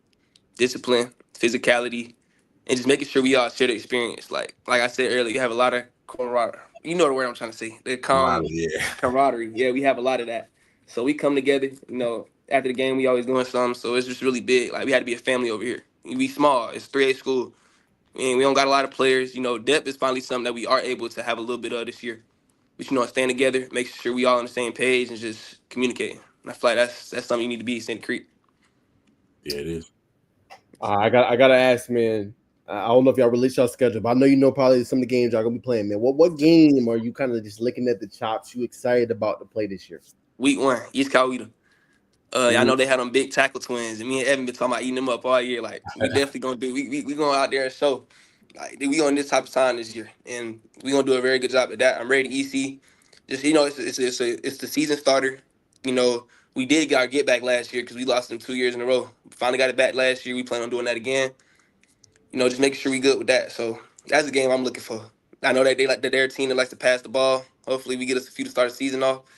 You know what I'm saying? I really like our pass rush this year, like our DBs, be able to showcase what we can do. So that's the game I'm looking forward to. 100%. And then obviously you guys are kind of on the other side of just that Fairburn area where obviously Creekside, Langston is at. Just I know y'all don't always play them, but just what's your thoughts just on them and maybe seeing them maybe in the future? Okay, we see them a lot during the summer this year. So during paddock camp, 7-on-7s, we're gonna be a lot of there. So we will be seeing a lot of those Fairburn schools. We got Westlake. We'll be going to Westlake, Creekside a little bit. So seeing those schools, I do feel like we compete. I do feel like they should be somewhere in the schedule. Figuring out. But we got like an 18 region, so we only got 2 games outside of our region. So definitely gonna figure out what we're gonna do with that. But I do feel like we compete with those Fulton County teams just as much.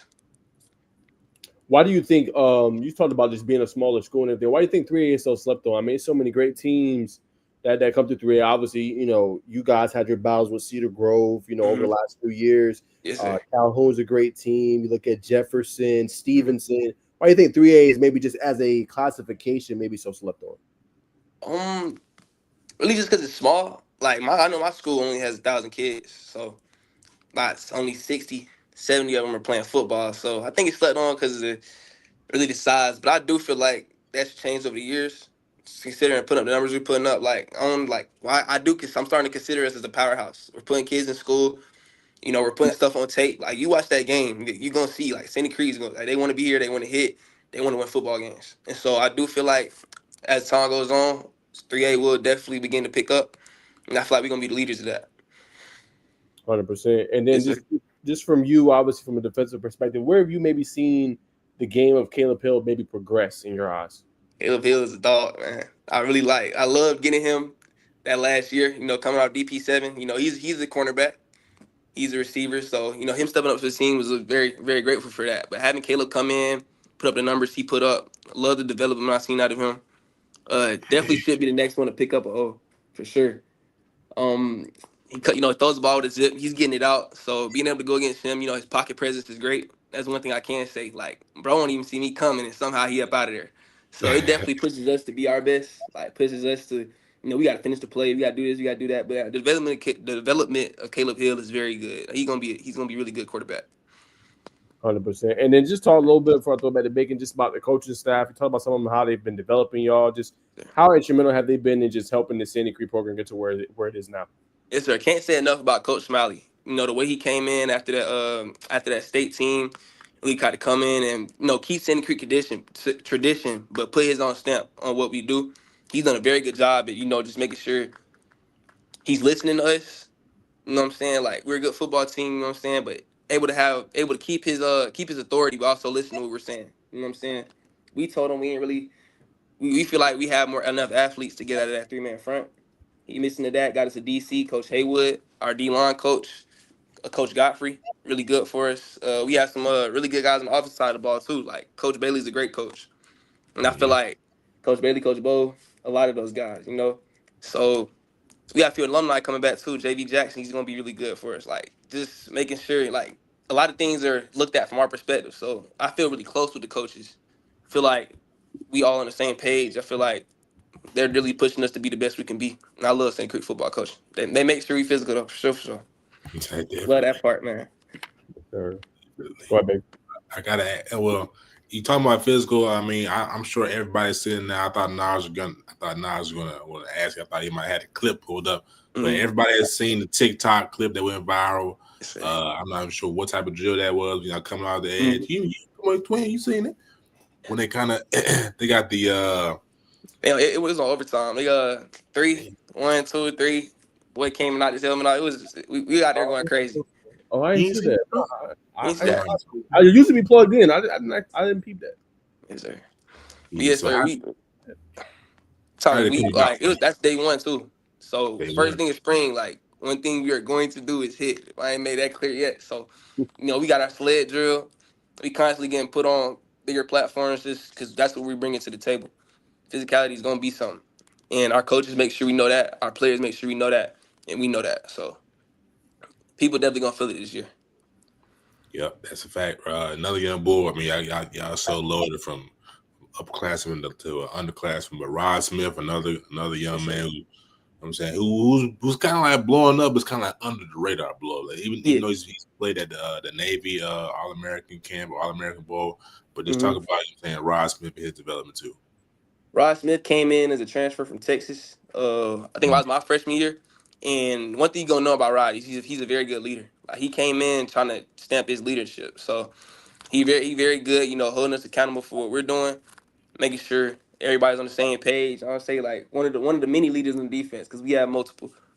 And so yeah, I can't. Rod Smith's a great kid. Great GPA, amazing kid. I definitely see him picking up a little bit soon, especially off the camps he's been going to. Got invited to rivals. So really good kid. I definitely expecting a lot out of him in senior year. I'm saying kudos to you, brother. Those, I'm saying, you possess leadership qualities. I'm sure you see yourself as a leader. I'm sure the team does. Just knowing the team, knowing your teammates, knowing that Rise from Texas, knowing that he's got a high GPA, knowing that Caleb, well, you're gonna know Caleb kind of gets out the pocket and when he don't even see you. But that's I'm saying, you just know things about your teammates that some may not take the time to do. But aside from the leadership qualities, man, just I'm saying, what's JT doing Saturday evening, Saturday afternoon? Not too much going on. You chilling with the guys. Like, what do you do to kind of just relax, bro? Yes, sir. I play the game a lot with my guys. Like we go a lot. We go out a lot. We are around each other a lot. Like I said, SandyCreek's a family, so we have the connections, we have the bond, we have the relationships we need. A lot of the time I'm working out though. I train with Past Training Academy, Andre Powell. I don't know if y'all know about him. He's a very good trainer. Making sure I'm on the roster, like making sure I'm on the radar. Send the film. I has a lot of connections. Make sure we in the barn every Sunday. That's the RB. So definitely, that's definitely what I'm doing. Definitely a lot of the time. Going on a few camps this summer. I know I was invited to Indiana and Wake Forest, so he'll be with me then. You know what I'm saying? Just SandyCreek's big on just coming together. Like I have a lot of my brothers go there too. So it's just we stay together. We make sure we small, so we gotta ride together. That's our big thing. That's what we like to say. Nah, for sure. Y'all definitely gonna ride together every time it hits something, as you've been saying the whole time. But last couple questions, brother.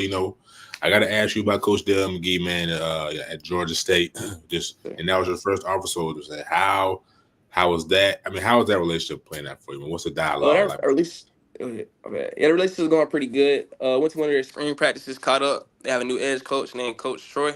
So met up with him a little bit, talked to him. They're not really able to speak to me for real yet, but definitely very thankful for the program. Believing in my ability. Throwing the first one, that's the best belief. And so, really like Georgia State. Definitely gonna be a contender. Definitely an option. Definitely. You know what I'm saying? So as we as we come to a close, brother, just would you like to shout anybody out, anything, you know what I'm saying, you feel like you need to get off your chest, brother? You know what I'm saying? The platform is yours. Yes, sir. Just believe in God. Like take everything one step at a time. Control what you can control. You may not, coaches may not play you. You may feel like this, that, the third, but just make sure you handle what you can handle. Give them no reason to deny you. You know what I'm saying? Small, like undersized DN, but popped out 42 tackles, 8 sacks last year as a sophomore. So just control what you can control. When your door opens, please take it, and just what I'm saying. Make sure you stay with God. Keep your faith in Him. Yes, sir. Another great brother, man. Yes, Shout sir. out to you, man. Yeah, appreciate you. Yes, sir. Keep doing what you're doing, young brother, young king. Yes, sir. Yeah, thank y'all so much for having me. Anytime. Yes, sir. See you soon, bro. All right, y'all have a good night. You too, man. Blessings. Dang, man. Another young king, man, you brought on the show. Hey man, they build them up. They build them down there in SandyCreek, and I'm just blessed to have those relationships with, like you said, Coach Smiley, Coach Haywood. You know what I'm saying? My boy, Coach Rick, Coach Rick, you know what I'm saying? Coach Rick and as many others, man. Coach Bailey, you know what I mean? Coach Hurd. So, you know what I'm saying? I just appreciate him for just letting me come in, bro, and have access. For sure. All right, we got another young king that awaits in the background, ready to go. With his goal, I thought he was gonna have to go football, bro. No go football. Huh? I said, no go football, man. Yes, sir. You know. Bull City, man. For sure. I love it, man. What's going on? How's everything going, brother? It's great, you know, just trying to finish strong on schoolwork, you know, exams, all that. But it's going great. It's stressful, but you know, I'm finishing strong. You know, I have great roots, so you know, my mom stresses grades, I stress grades, and grades come first. So I take that very serious, and I'm finishing strong, all A's, and maybe a B, but you know. Nah. We ain't got time for no maybe. We were all A's, bro. Hey, Baker, you know the brother's smart because he's going to Duke. That's what I'm saying. We gotta keep the bar high. We can't have no 3.8 now. We need that 4.0, brother. So good job. He tripping. No, hard it is to get all A's while being a part-time athlete. Yeah, you tripping. Hey, brother, I'm keep you high, dog. Go ahead, Baker. I'll let you start it. So, but first and foremost, brother, you know what I'm saying, what finals do you have lined up for tomorrow? Yeah, we have American Literature finals, and then I have history on Wednesday, and after that, I'm good. So I just gotta finish strong on those. Yes, sir. Because we have ELCs. I had ELCs also last week. So, like I said, it's been stressful, you know, trying to pass everything. But luckily, I came through with the ELC. You know, I'm good. I'm just ready for the exams. I've been studying, and you know, that's what I do. So, yes, sir. 100% perfectionist. I love to hear it, man. So we got to get into the hot topic, man. Like I said, I thought you was going to have to go football, but just talk about. I mean, and before I get into that, man, we just have seen, you know what I'm saying, shoot up like a rocket, bro. You know what I'm saying, from your time at Dutchtown, you know what I'm saying, doing your thing there, transfer to Gainesville, you know what I'm saying, training. You know what I'm saying, it's been, and then we saw you in Nashville too. So just talk about yesterday's camp for rivals. How did that come about? What did they like about you in order to give you just the MVP awards? Yeah, it was great. When I first pulled up, you know, I had that mindset like I gotta get something. I gotta get an MVP, something. If I don't, then like, what's the point? Like, mom sacrificing, she's been sacrificing, so I just want to, you know, show her that, you know, prove to myself and prove to her. She's been there for me since the beginning. So, and when I got out there, it was fun, like having fun, competing and stuff. You know, Jeraylin McCoy was out there. That's my guy. Zayden Walters, that's my guy. Like, it was just fun, having fun out there.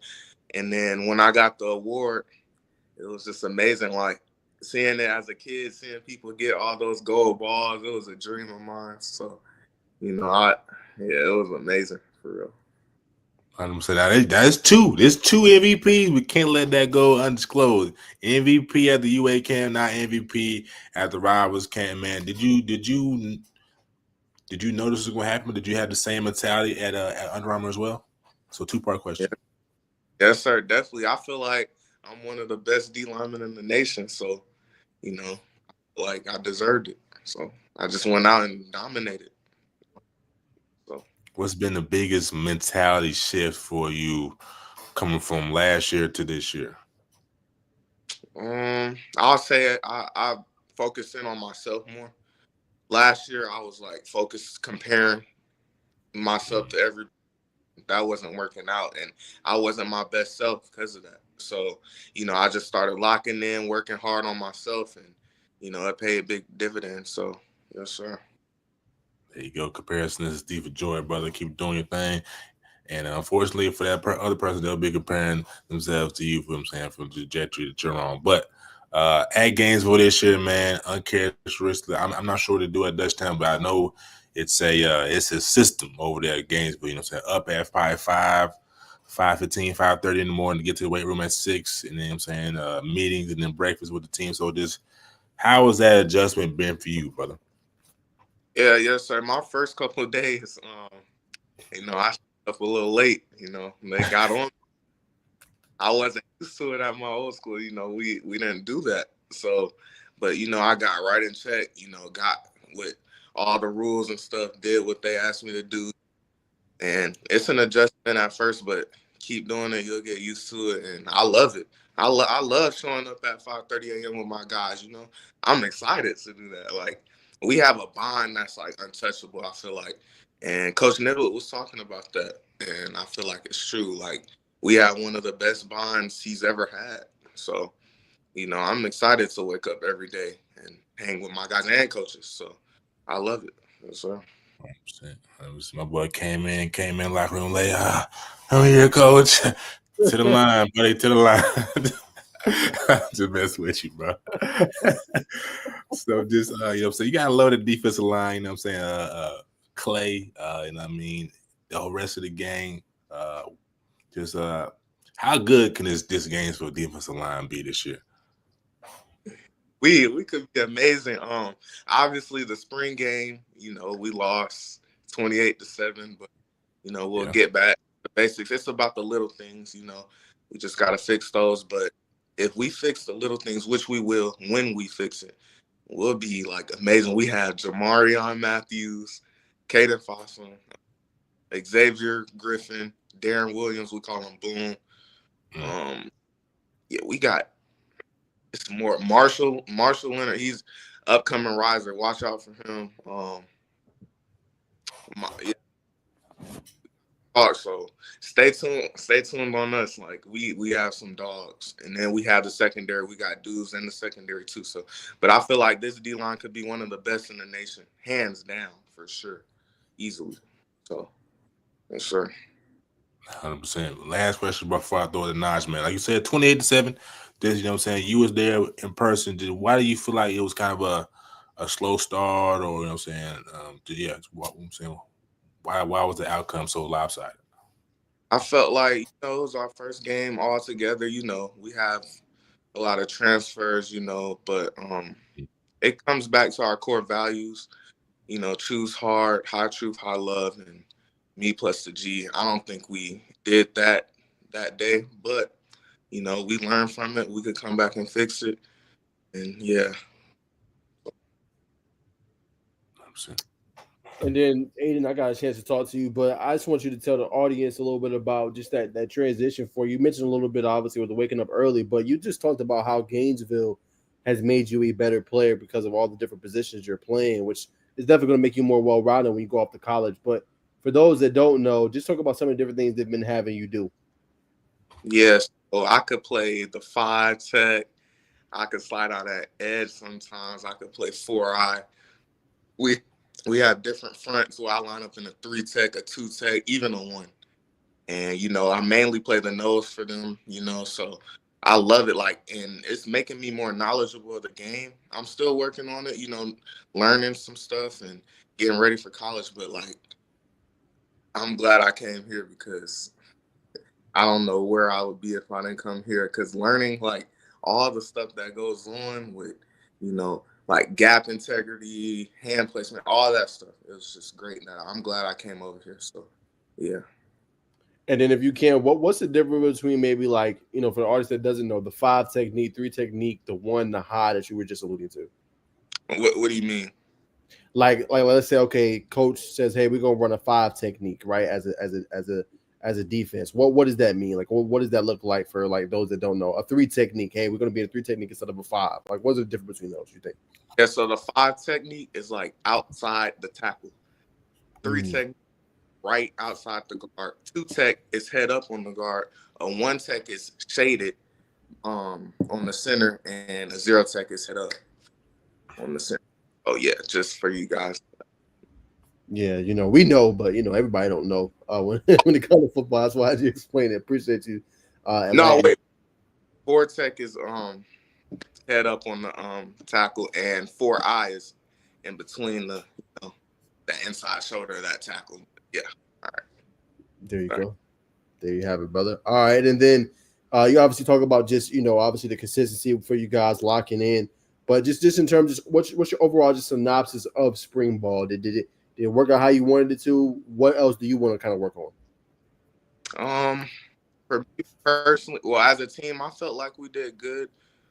We got a lot better, and we worked hard. So, and personally, I feel like I got to work on my strike more in the run and holding the point a little bit better, and strength and explosiveness. Well, power, not explosive, but power. And then, I could work on my pass rush a little bit more. You can never be too good at anything. So, that's what I want to get better at. In terms of like strength and power, what are some things that somebody of your position, nose tackle or even edge rusher, can do to kind of harness in on that? You could do a lot of bench work, bandit drills, like working on get off with, some bands on you, and stuff like that.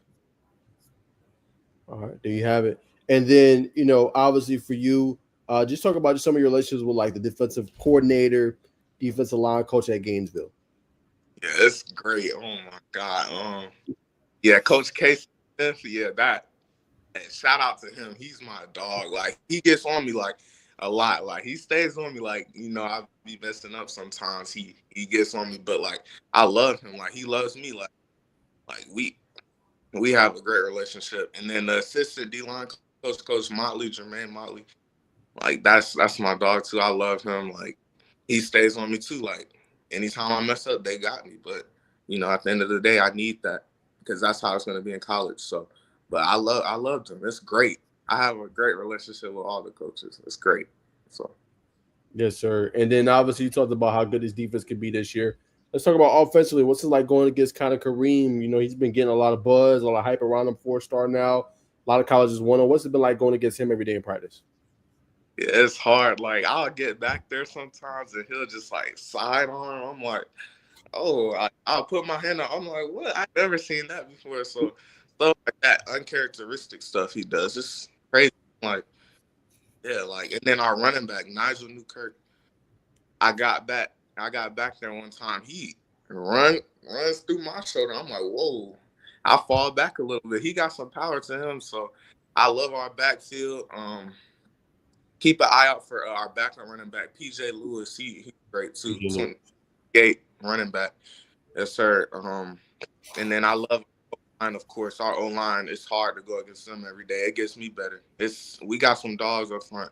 Carter Mathis, Tyler Ford, Crew Motor, Zion Benjamin, Bryson Sturdivant. He's probably one of the most technically sound line. He's short, undersized, but he's a dog. So it's a great challenge every day, for sure. And I was going to ask you actually about that offensive line, man. I mean, Carter 6'7", 300 plus, Tyler Ford 6'4", 300 plus. Like, how? Like, obviously, you're probably not going to see better linemen than them when you go against in these games. Obviously, this season when we pull up your schedule, but how are they making you better? Yeah, I feel like Tyler, he's strange, he's strong, so I feel like he'll get me better in the run game. He's the type of body I'll see in college, so he's preparing me for the future.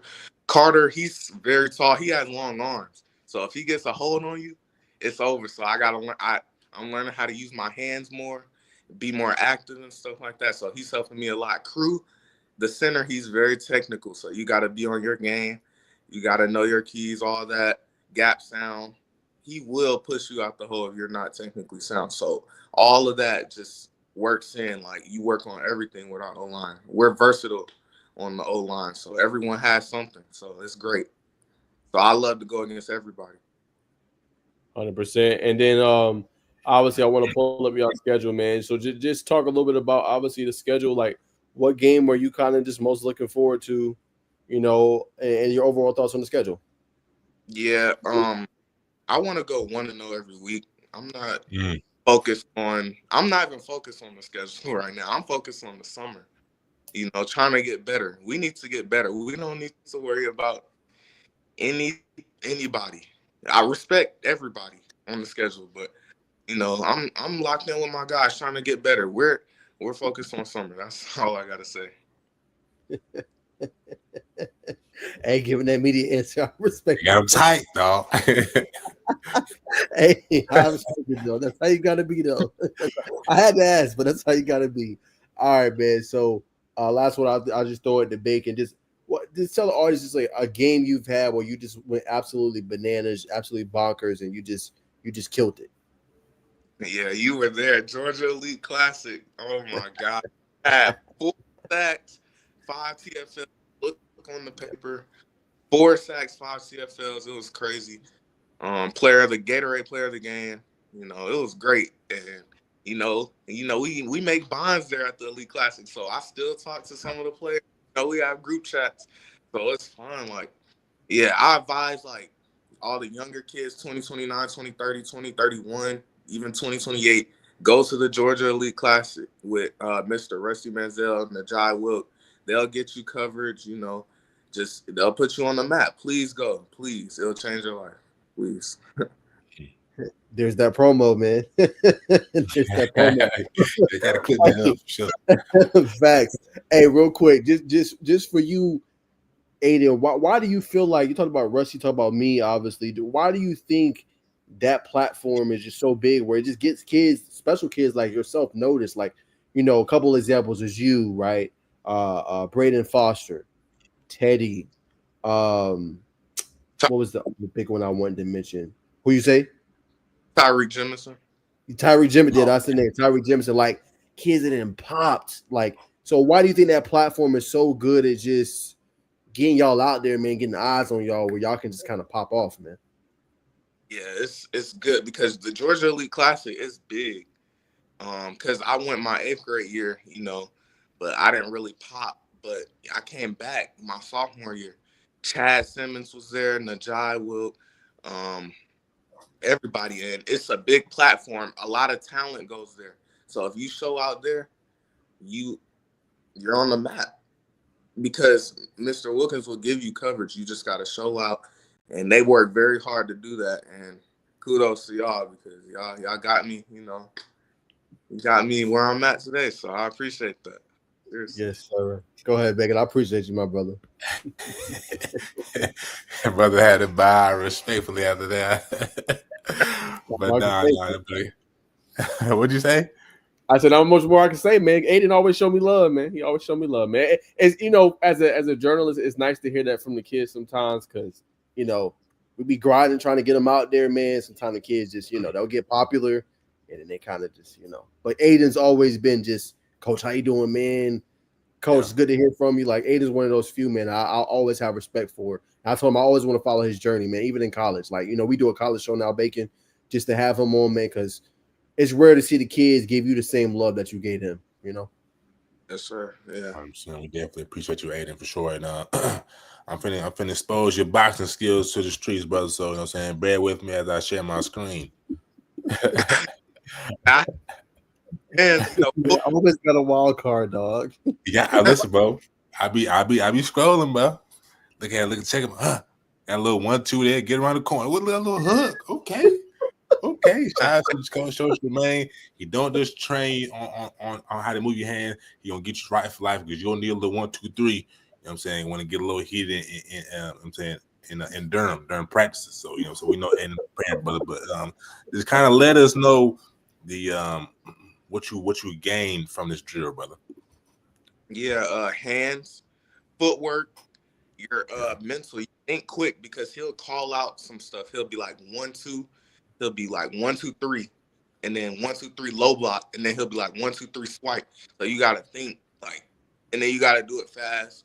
Cardio, you sweat a lot, you breathe a lot. It's hard, and we do it for like 10 minutes straight. So you better keep going, or else, you know, you got to keep going. So all that and your passion bag, obviously, but yeah, you get a lot from that. So I'm glad Coach Motley took the time with me to do that, and he's still doing that with me. You know, working with me in any little thing, film study, playbook.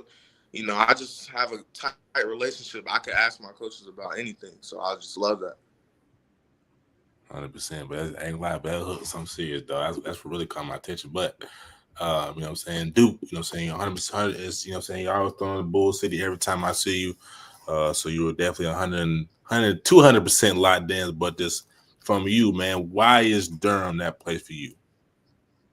Yeah, it's when I first went there last year, July 26th, it just felt like home. Well, that was my fifth time going there, but it just felt like home when I went that fifth time. You know, the relationships, I see myself there, you know, everyone on the campus, like I get along with. It's just different people go to Duke.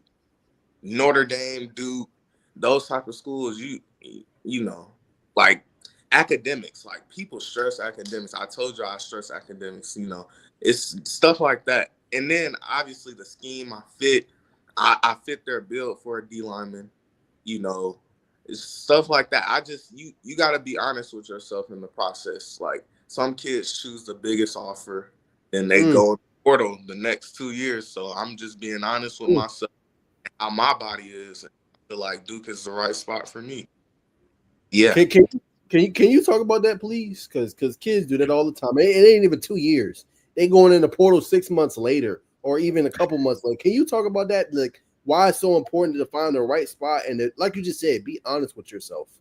Yeah, people just want like fame, and they'll just go to Bama, Georgia. Oh, I got an LSU offer. I'm gonna go there. And like that's not like people tell me to flip all the time. Like, they be like, "Oh, you'll get way more money and stuff." I'm not focused on money. Like develop stuff to get prepared for the NFL draft. That's what I'm locked in on. I'm not worried about fame. Oh, I'm gonna go to this big school.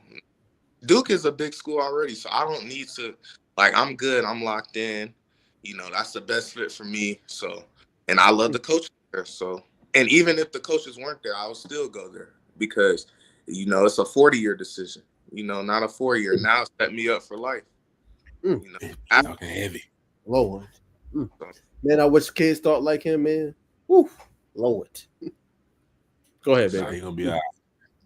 He's gonna be all right, but he's definitely lying. I know he's. You know what I'm saying, he one of those things that they definitely got him. He's like, man, coach, I know I'm gonna play football, but you know, them that what's it, Ryan Cameron Indoor Center is just up the street. I gotta get courtside seats because I gotta be in the Duke crazy. Come on, that's a big draw, man. That's high. Hey, man, be a roommate with somebody like Paulo Banchero. Now you in the NFL, you courtside like this at the Magic game. So I'm just keeping it a buck. Clown, bro. Straight clown. I'm for real, bro. You know what I'm saying? I went and I said, man, because it looks. It's smaller than what it looks like on TV, but it's, you know what I'm saying, you just feel that the aura in there. But back on the serious note, brother, you talked about unless you want to add on to that, brother. Nah, I said what I need to say. For sure. What type of paddy camps, you know what I'm saying, you most looking forward to? You say you locked in on the summer. Paddy camps are a big part of that. So I'm saying just kind of let us know where y'all will be going if you know. I don't know, but I know we will be at Grayson. We'll be playing Grayson for sure for the O-line, D-line added stuff. I don't know where else, but yeah, I can't wait for that. Absolutely, man.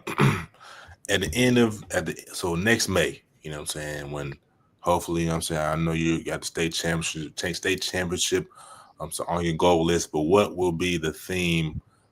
What's going to be the feedback from the student body about AydenCain when it's all said and done? Yeah, when I came to Gainesville, Coach Niblett was talking about being a better man because that's your legacy.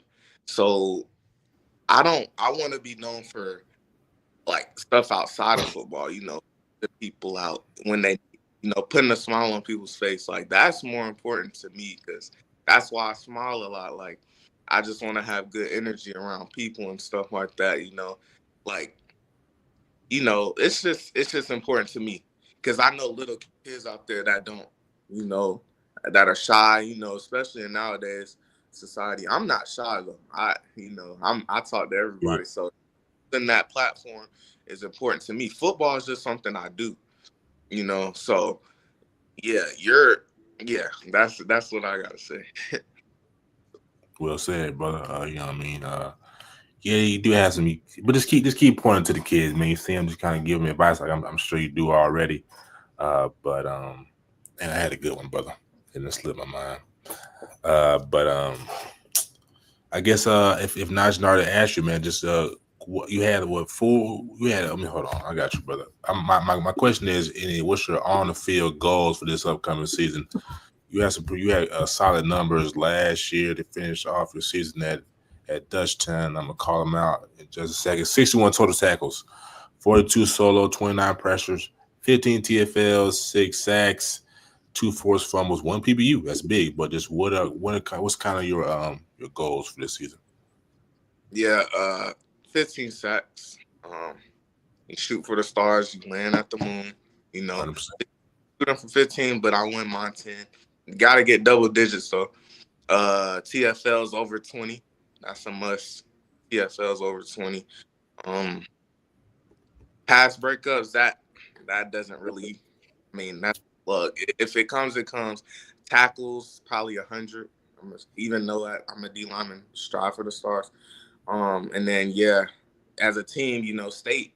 That's what I want. Those are my goals, personally and team wise. Absolutely, man. What do you do outside of ball, man? You got any hidden talents? You know what I'm saying? Do you tell jokes? Do you sing? What do you do? Yeah, I tell a lot of jokes. I troll a lot, and everyone knows I troll. Trust me. Let's troll. Game. I like hanging out with my friends. Like we go out Chipotle, Panera. Like me and my teammate. Like the dude that was on a couple minutes ago. He was like, they got a great bond. Like our team has a great bond too. But yeah, I do all that stuff. Like anything you want to do, I'm down. Like my teammate was just like, let's go fishing.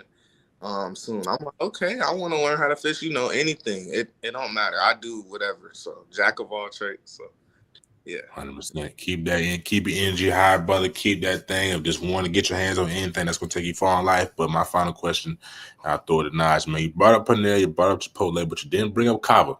If you haven't had Cava, you need to try it. But if you have, or I'm saying, just what is your top 4 food places that you saying you gotta eat at and that you're hoping is in Durham?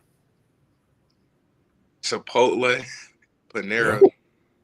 Those are like I don't like eating like McDonald's, and I just don't like that. Like I gotta eat clean stuff, kind of. But Panera, Chipotle, Chick-fil-A.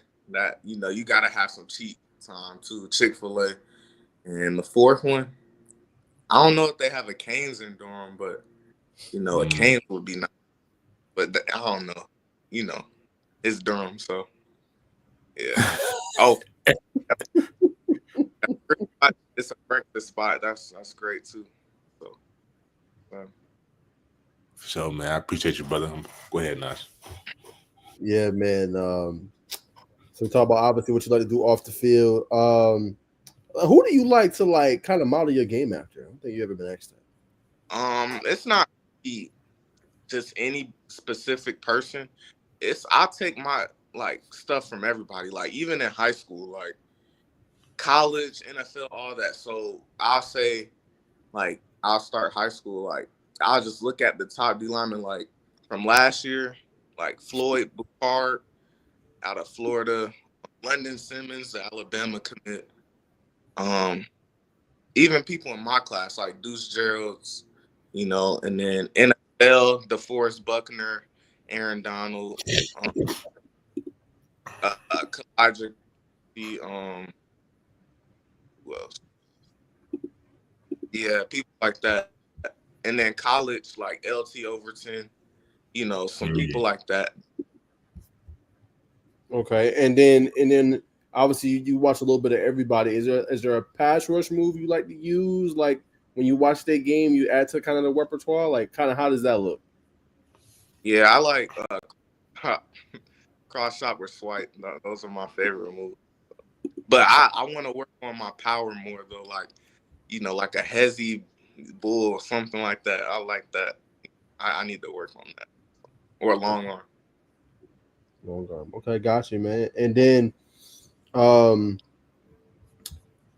you have a favorite college team that you like to watch? Duke now, but back in the day, I was a Bama fan. I was kind of a bandwagon, but Uh-huh. That's when we're little, so of course I'm not a fan now, but basketball though, like I watch all sports, so girls basketball, South Carolina, I love South Carolina. Men's basketball, Duke, of course. I told NFL, you. Carolina, NFL, and NBA, OKC. Yeah. So you got OKC being Ant-Man and the Wolves, man. No, you definitely Yes, don't. sir. He just said yes, sir. I'm with him. This is Nah, Shay's year. You're tripping. This is Shay's year, bro. dog. Man, finna come through and steal his dreams. I ain't gonna lie. I like Shay. He's smooth in the other side of the pillow, but that boy Ant-Man, he on a revenge tour, man. I'm sorry. We'll see. We'll see. I'm with Aiden, dog. We'll see, man. Tomorrow night, man. I'm rolling with Shay. That's the MVP. That's the real MVP.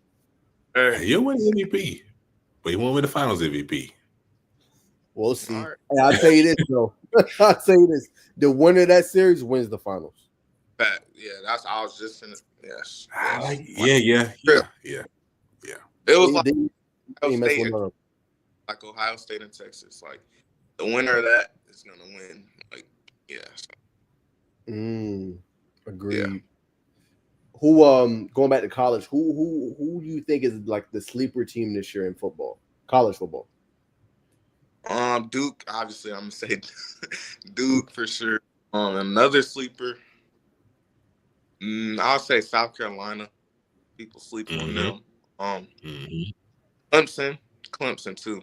Cause like all these recruits now. Like I'm getting older, so I know personally all of them. So like I feel like, Clemson would be great. South Carolina.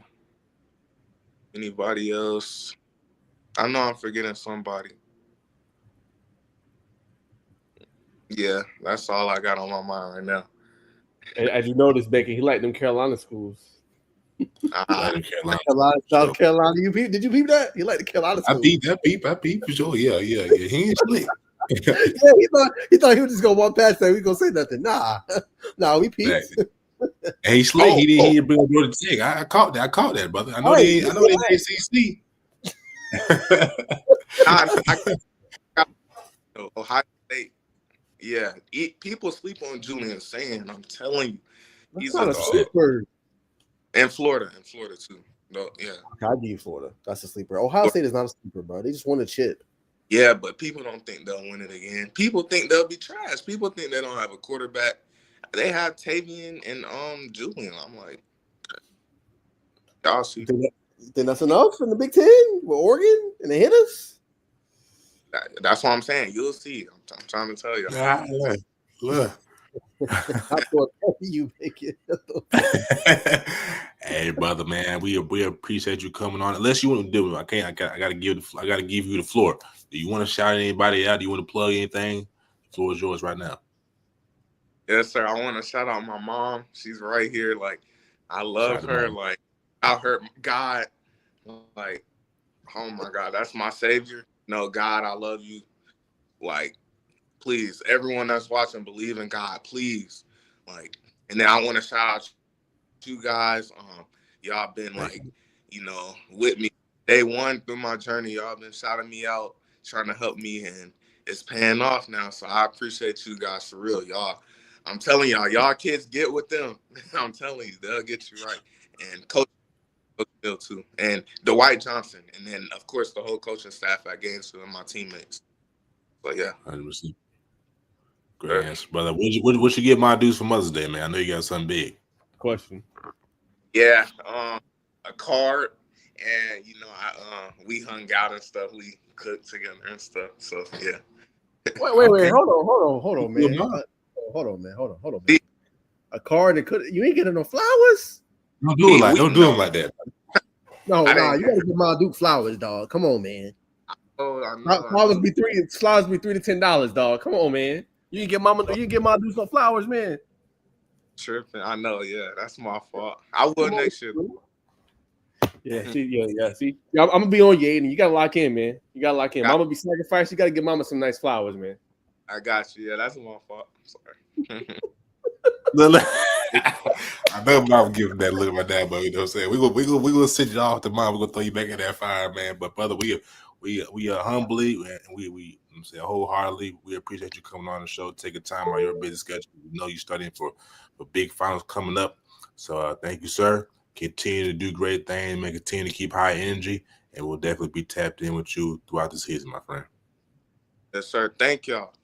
Yes, sir. No Definitely. love, bro. Peace. All right. AydenCain, man.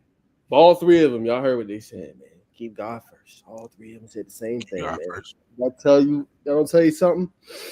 I don't know what would. You know what I'm saying? Don't know what will, man. All praise to the Most High. You know what I'm saying? Pray every day. Pray multiple times a day. The Bible says pray. I pray without ceasing. And I feel like that's a big thing, especially in today's world. Just keep moving forward. Keep putting your best foot forward.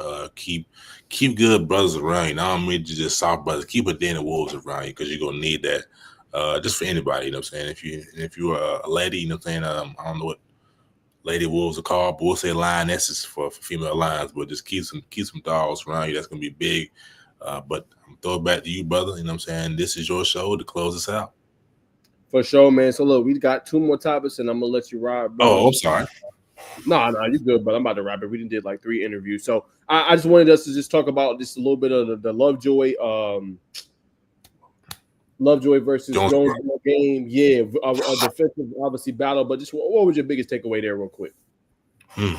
My biggest takeaway from that game,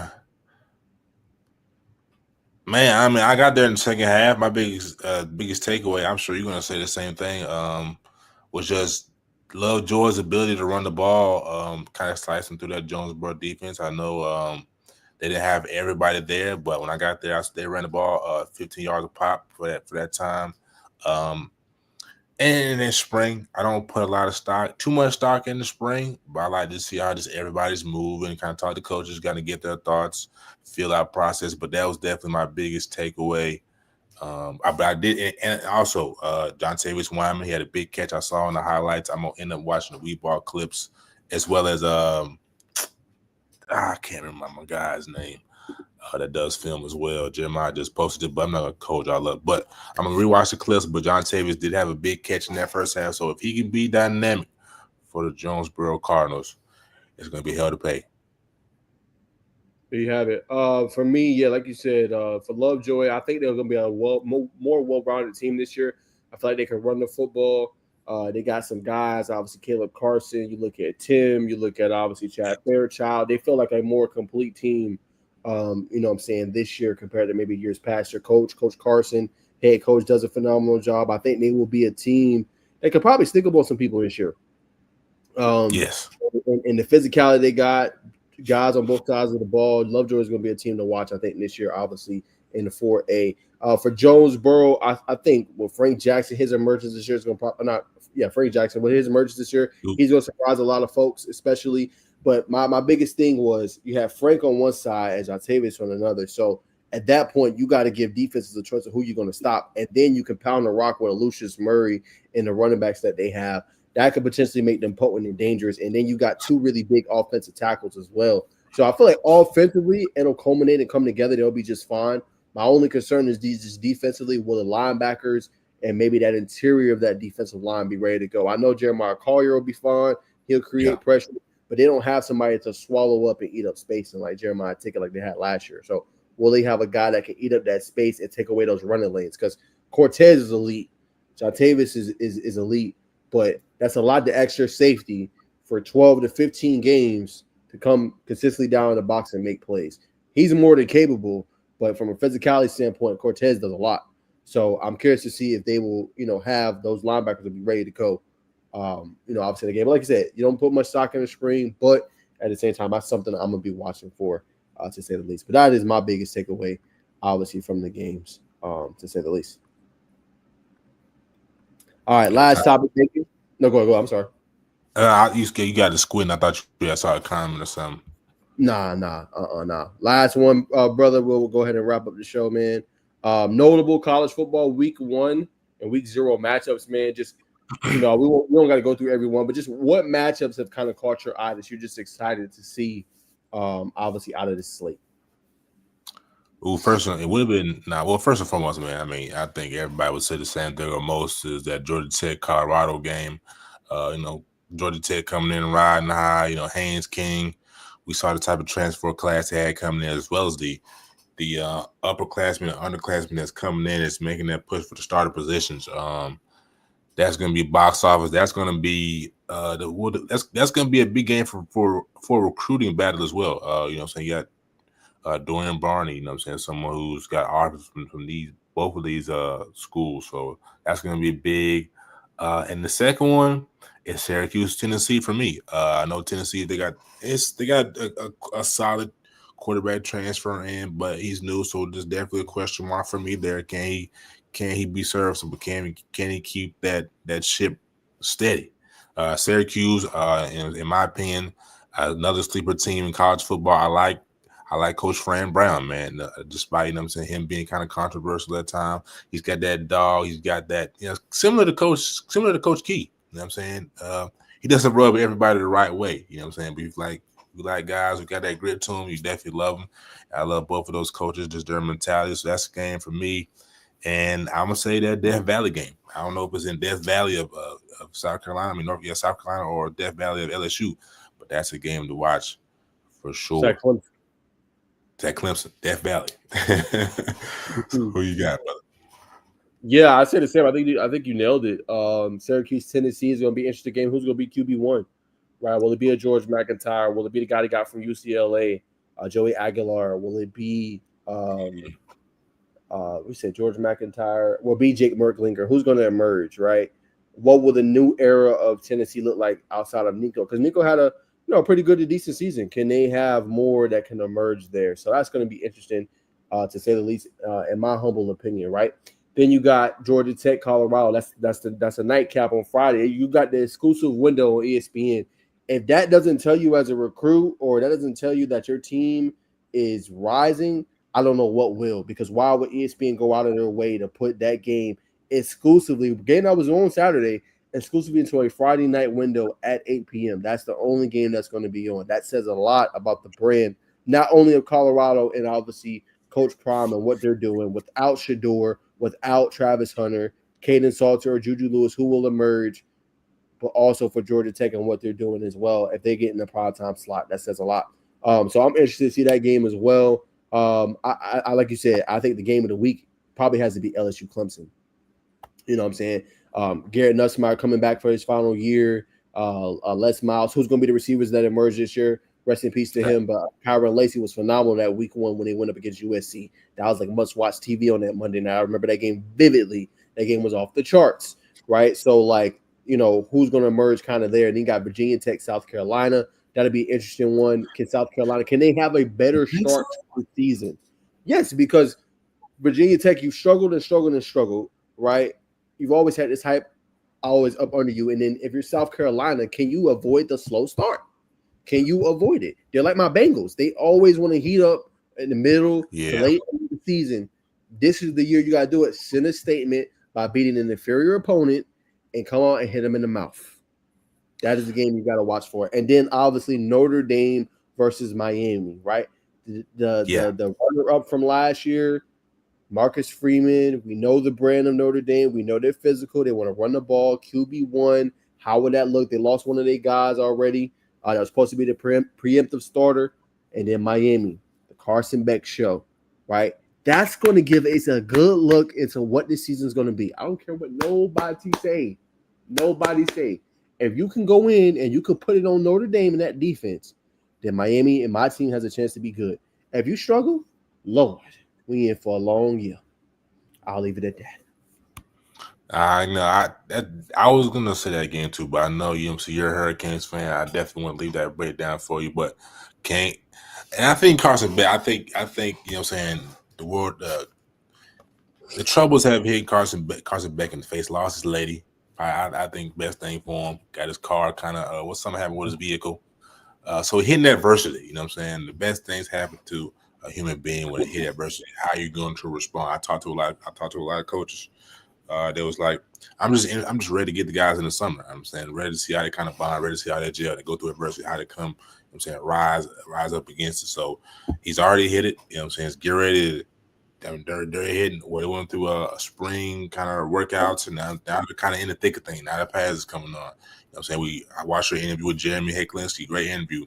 It's different in college, you know. Beck being fifth year starter, he knows the type of trash talk that goes on. He had been down in South Florida. It gets a little different down there. So you know what I'm saying? How tough can his skin get? I think he's gonna shock some people. I think this is the adversity. So I expect Miami to be somewhere around that mid-pack in terms of national rankings. Can they, you know what I'm saying, get in that 12 spot? That's why we're watching on Saturdays. But for that game, I'm gonna go out on a limb early predictions. So I'm gonna say I might change it, but I like Miami in that game. You tripping? I like Miami. You tripping? But hey, it's early. I'm a Hurricanes fan, and you tripping? Talking about Miami, okay? And all them unknown march receiver position ain't as deep as in years past. No, bro. Notre Dame gets the favorite there, bro. And I'm a Hurricanes fan. What's the spread? Let's see. All right. While you doing that, I'm gonna pull up. Let me see. Notre Dame. Notre Dame's favorite about 2.5. How much? 2.5. Okay. See, I can go either way, man. I think what it is, you know, being a little harder on your team. You kind of see the gland holes, but Cristobal Ball is a very creative play. You know what I'm saying? Very creative, brother. I like Cristobal. That's not the problem. It's the turnovers and being stagnant and young receivers and the chemistry. They got some dogs, though. I like Malachi Tony. Who else do you have besides him? I know they gotten some guys in, but will they be ready to play? I don't know. Look, man, I'm a realist. I even with my Bengals, man. I'm a realist. I'm not this over Delulu fan. Like, I'm gonna keep it 100. Tell you what the team got, where they struggling at, where they good at. That's just me. No, I agree, brother. I agree. Yeah, that's how you're supposed to be. You're a fan that's had his heart ripped out. You know what I mean? Your quarterback he's on the bigger and better things in the NFL. But I'm gonna kind of scan Tony Johnson from Cincinnati, Keelan Marion, BYU. A couple transfers coming in. You know, I don't hear too much excitement, but you know what I mean. We'll see, brother. Joshua Moore, underclassmen coming in, a lot to prove, but highly rated coming out of high school. But I'm saying you don't seem too enthused. So I digress. We'll end the show. But before we end the show, I want to. This is big. You know what I'm saying? Darian Morgan just posted this. We just retweeted this not too long ago. Coach from Colorado came to pay him a visit today. Coach Darden Box. He said, "My guy stopped by Benjamin Russell, another guy who I think we can see out there in Boulder, man." So I think that's big. I mean, I'm on record calling him the next Julio Jones, coming out of Alabama, same city, Alexander City that Terrell Owens came from. So you can say Terrell Owens or Julio Jones. I think he's the best receiver to come out of the 2026 class, and will be a Hall of. I know we'll say Hall of Fame. That's a little too much, but he's gonna be special. He's gonna be very special, and I think Colorado may be that destination. So Bacon Cristobal, Colorado. But stay tuned with that, ladies and gentlemen. Now throw it back to Naja to segue us on out. And we appreciate the viewers too. Yeah, y'all went crazy, man, especially on X. That's where we got the most traffic. Real quick as we wrap up the show. Pretty consistent on Twitch, about 3 viewers consistently throughout. So shout out to y'all. TikTok, we got up to about 60, 63. So shout out to y'all. Obviously there, man. YouTube, y'all were in and out, but consecutively about 5 or 6 I've seen consistently. Shout out to y'all, man. And 583 on my X, man. So much love. Must be because of the following that's growing, man. But much love and shout out to y'all. I still got some observations I got to do, which I'm gonna do here shortly. But man, appreciate y'all tuning in. Bacon almost up to 100. Started to follow them more later in the show. So shout out y'all, man. We love the support again. We live every Monday, and don't forget, man, we got a special announcement next week, man. We will have a brand new co-host on the show every single Monday at 6:30. No later than 6:45. We'll have a new co-host to join me and Bacon, man. So just trying to liven it up. Obviously, we love Georgia Tech. We love talking about everything, but he's a Florida State fan, so that should be interesting. Again, me and Bacon aren't Georgia Tech fans. We just cover them. But at heart, obviously, I'm a Miami fan. And Bacon, you're a I don't know, bro. okay. You just watch the sport. There it is. But yeah, man, we're gonna have still figuring it out. Yeah, man. But we're gonna have him on every single Monday. That should be a lot of fun. He was at a spring game today. But yeah, it should be a lot of fun bringing him on and breaking down and stuff. More guests coming in, more primetime people. So just trying to give y'all the best experience, and hopefully you guys will spend your Mondays with us every single Monday from 6:30 to 8 o'clock, 8:15. You know what I'm saying? We appreciate all the love and support, man. We'll catch y'all in the new one. We'll have updates. We got TikTok now, so y'all check that out, man. Sizzle News. The last show I didn't post really on there because it wasn't the best just in terms of audio. I don't know what was going on, but it sounded really bad. I want to put out quality content. But yeah, we'll definitely have some stuff from this show from today. But that's all we got, man. As y'all know, this is the Sizzling News Podcast. Tap in with us Thursday, though. Basketball on Thursdays. Basketball on Thursday, man. We'll catch y'all then, man. And y'all enjoy the rest of y'all Monday night. Peace. Peace.